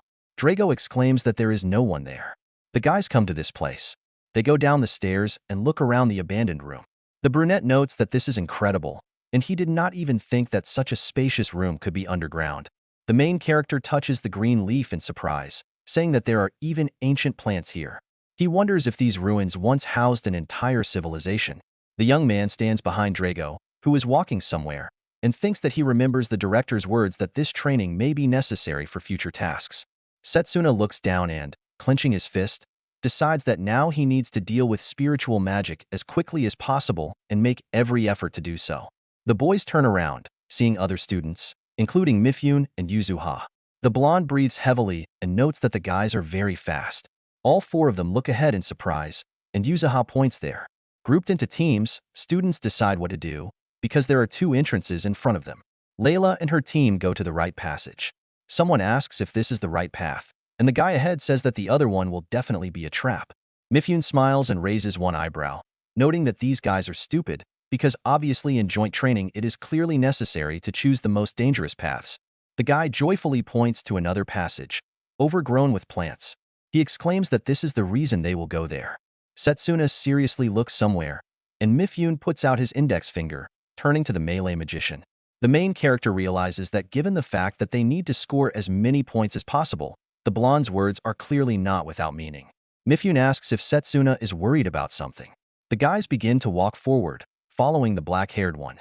The young man touches a wall overgrown with plants and reports that this wall is a decoy. Everyone looks at this in surprise, and Yuzuha puts her fingers to her chin thoughtfully. Drago is interested in whether his friend is sure of this. He calmly points his finger at the wall, explaining that he is sure, because this vegetation seems out of place here. The guy says there's probably a large room behind it.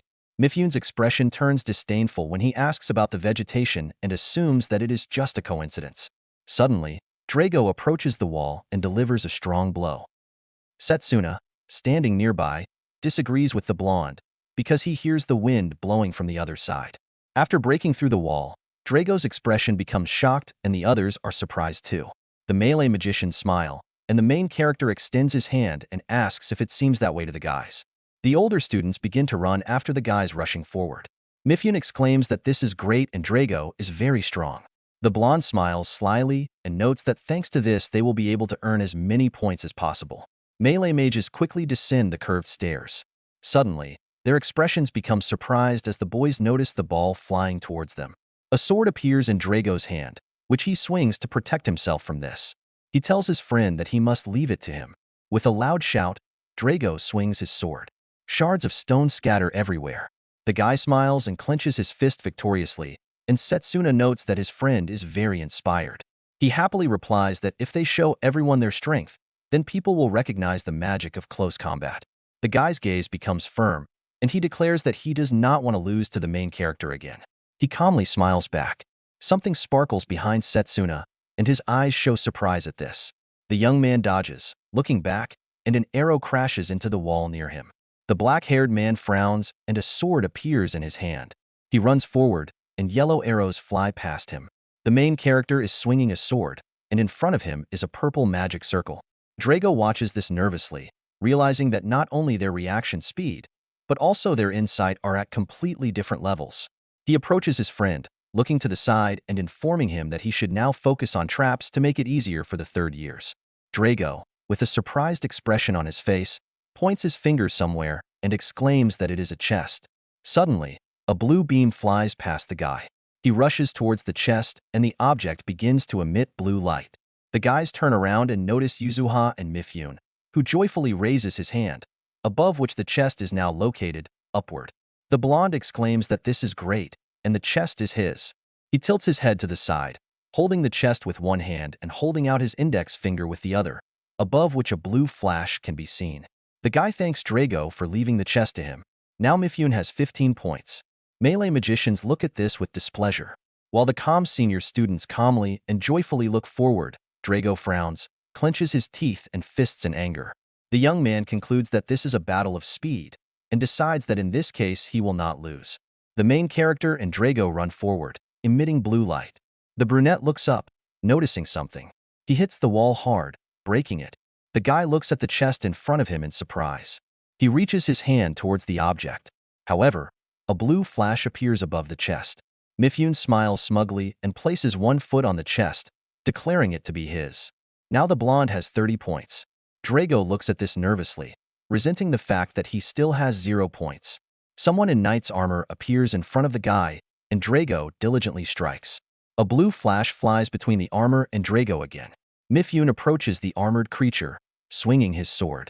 Smiling, the blonde strikes, cutting off the head.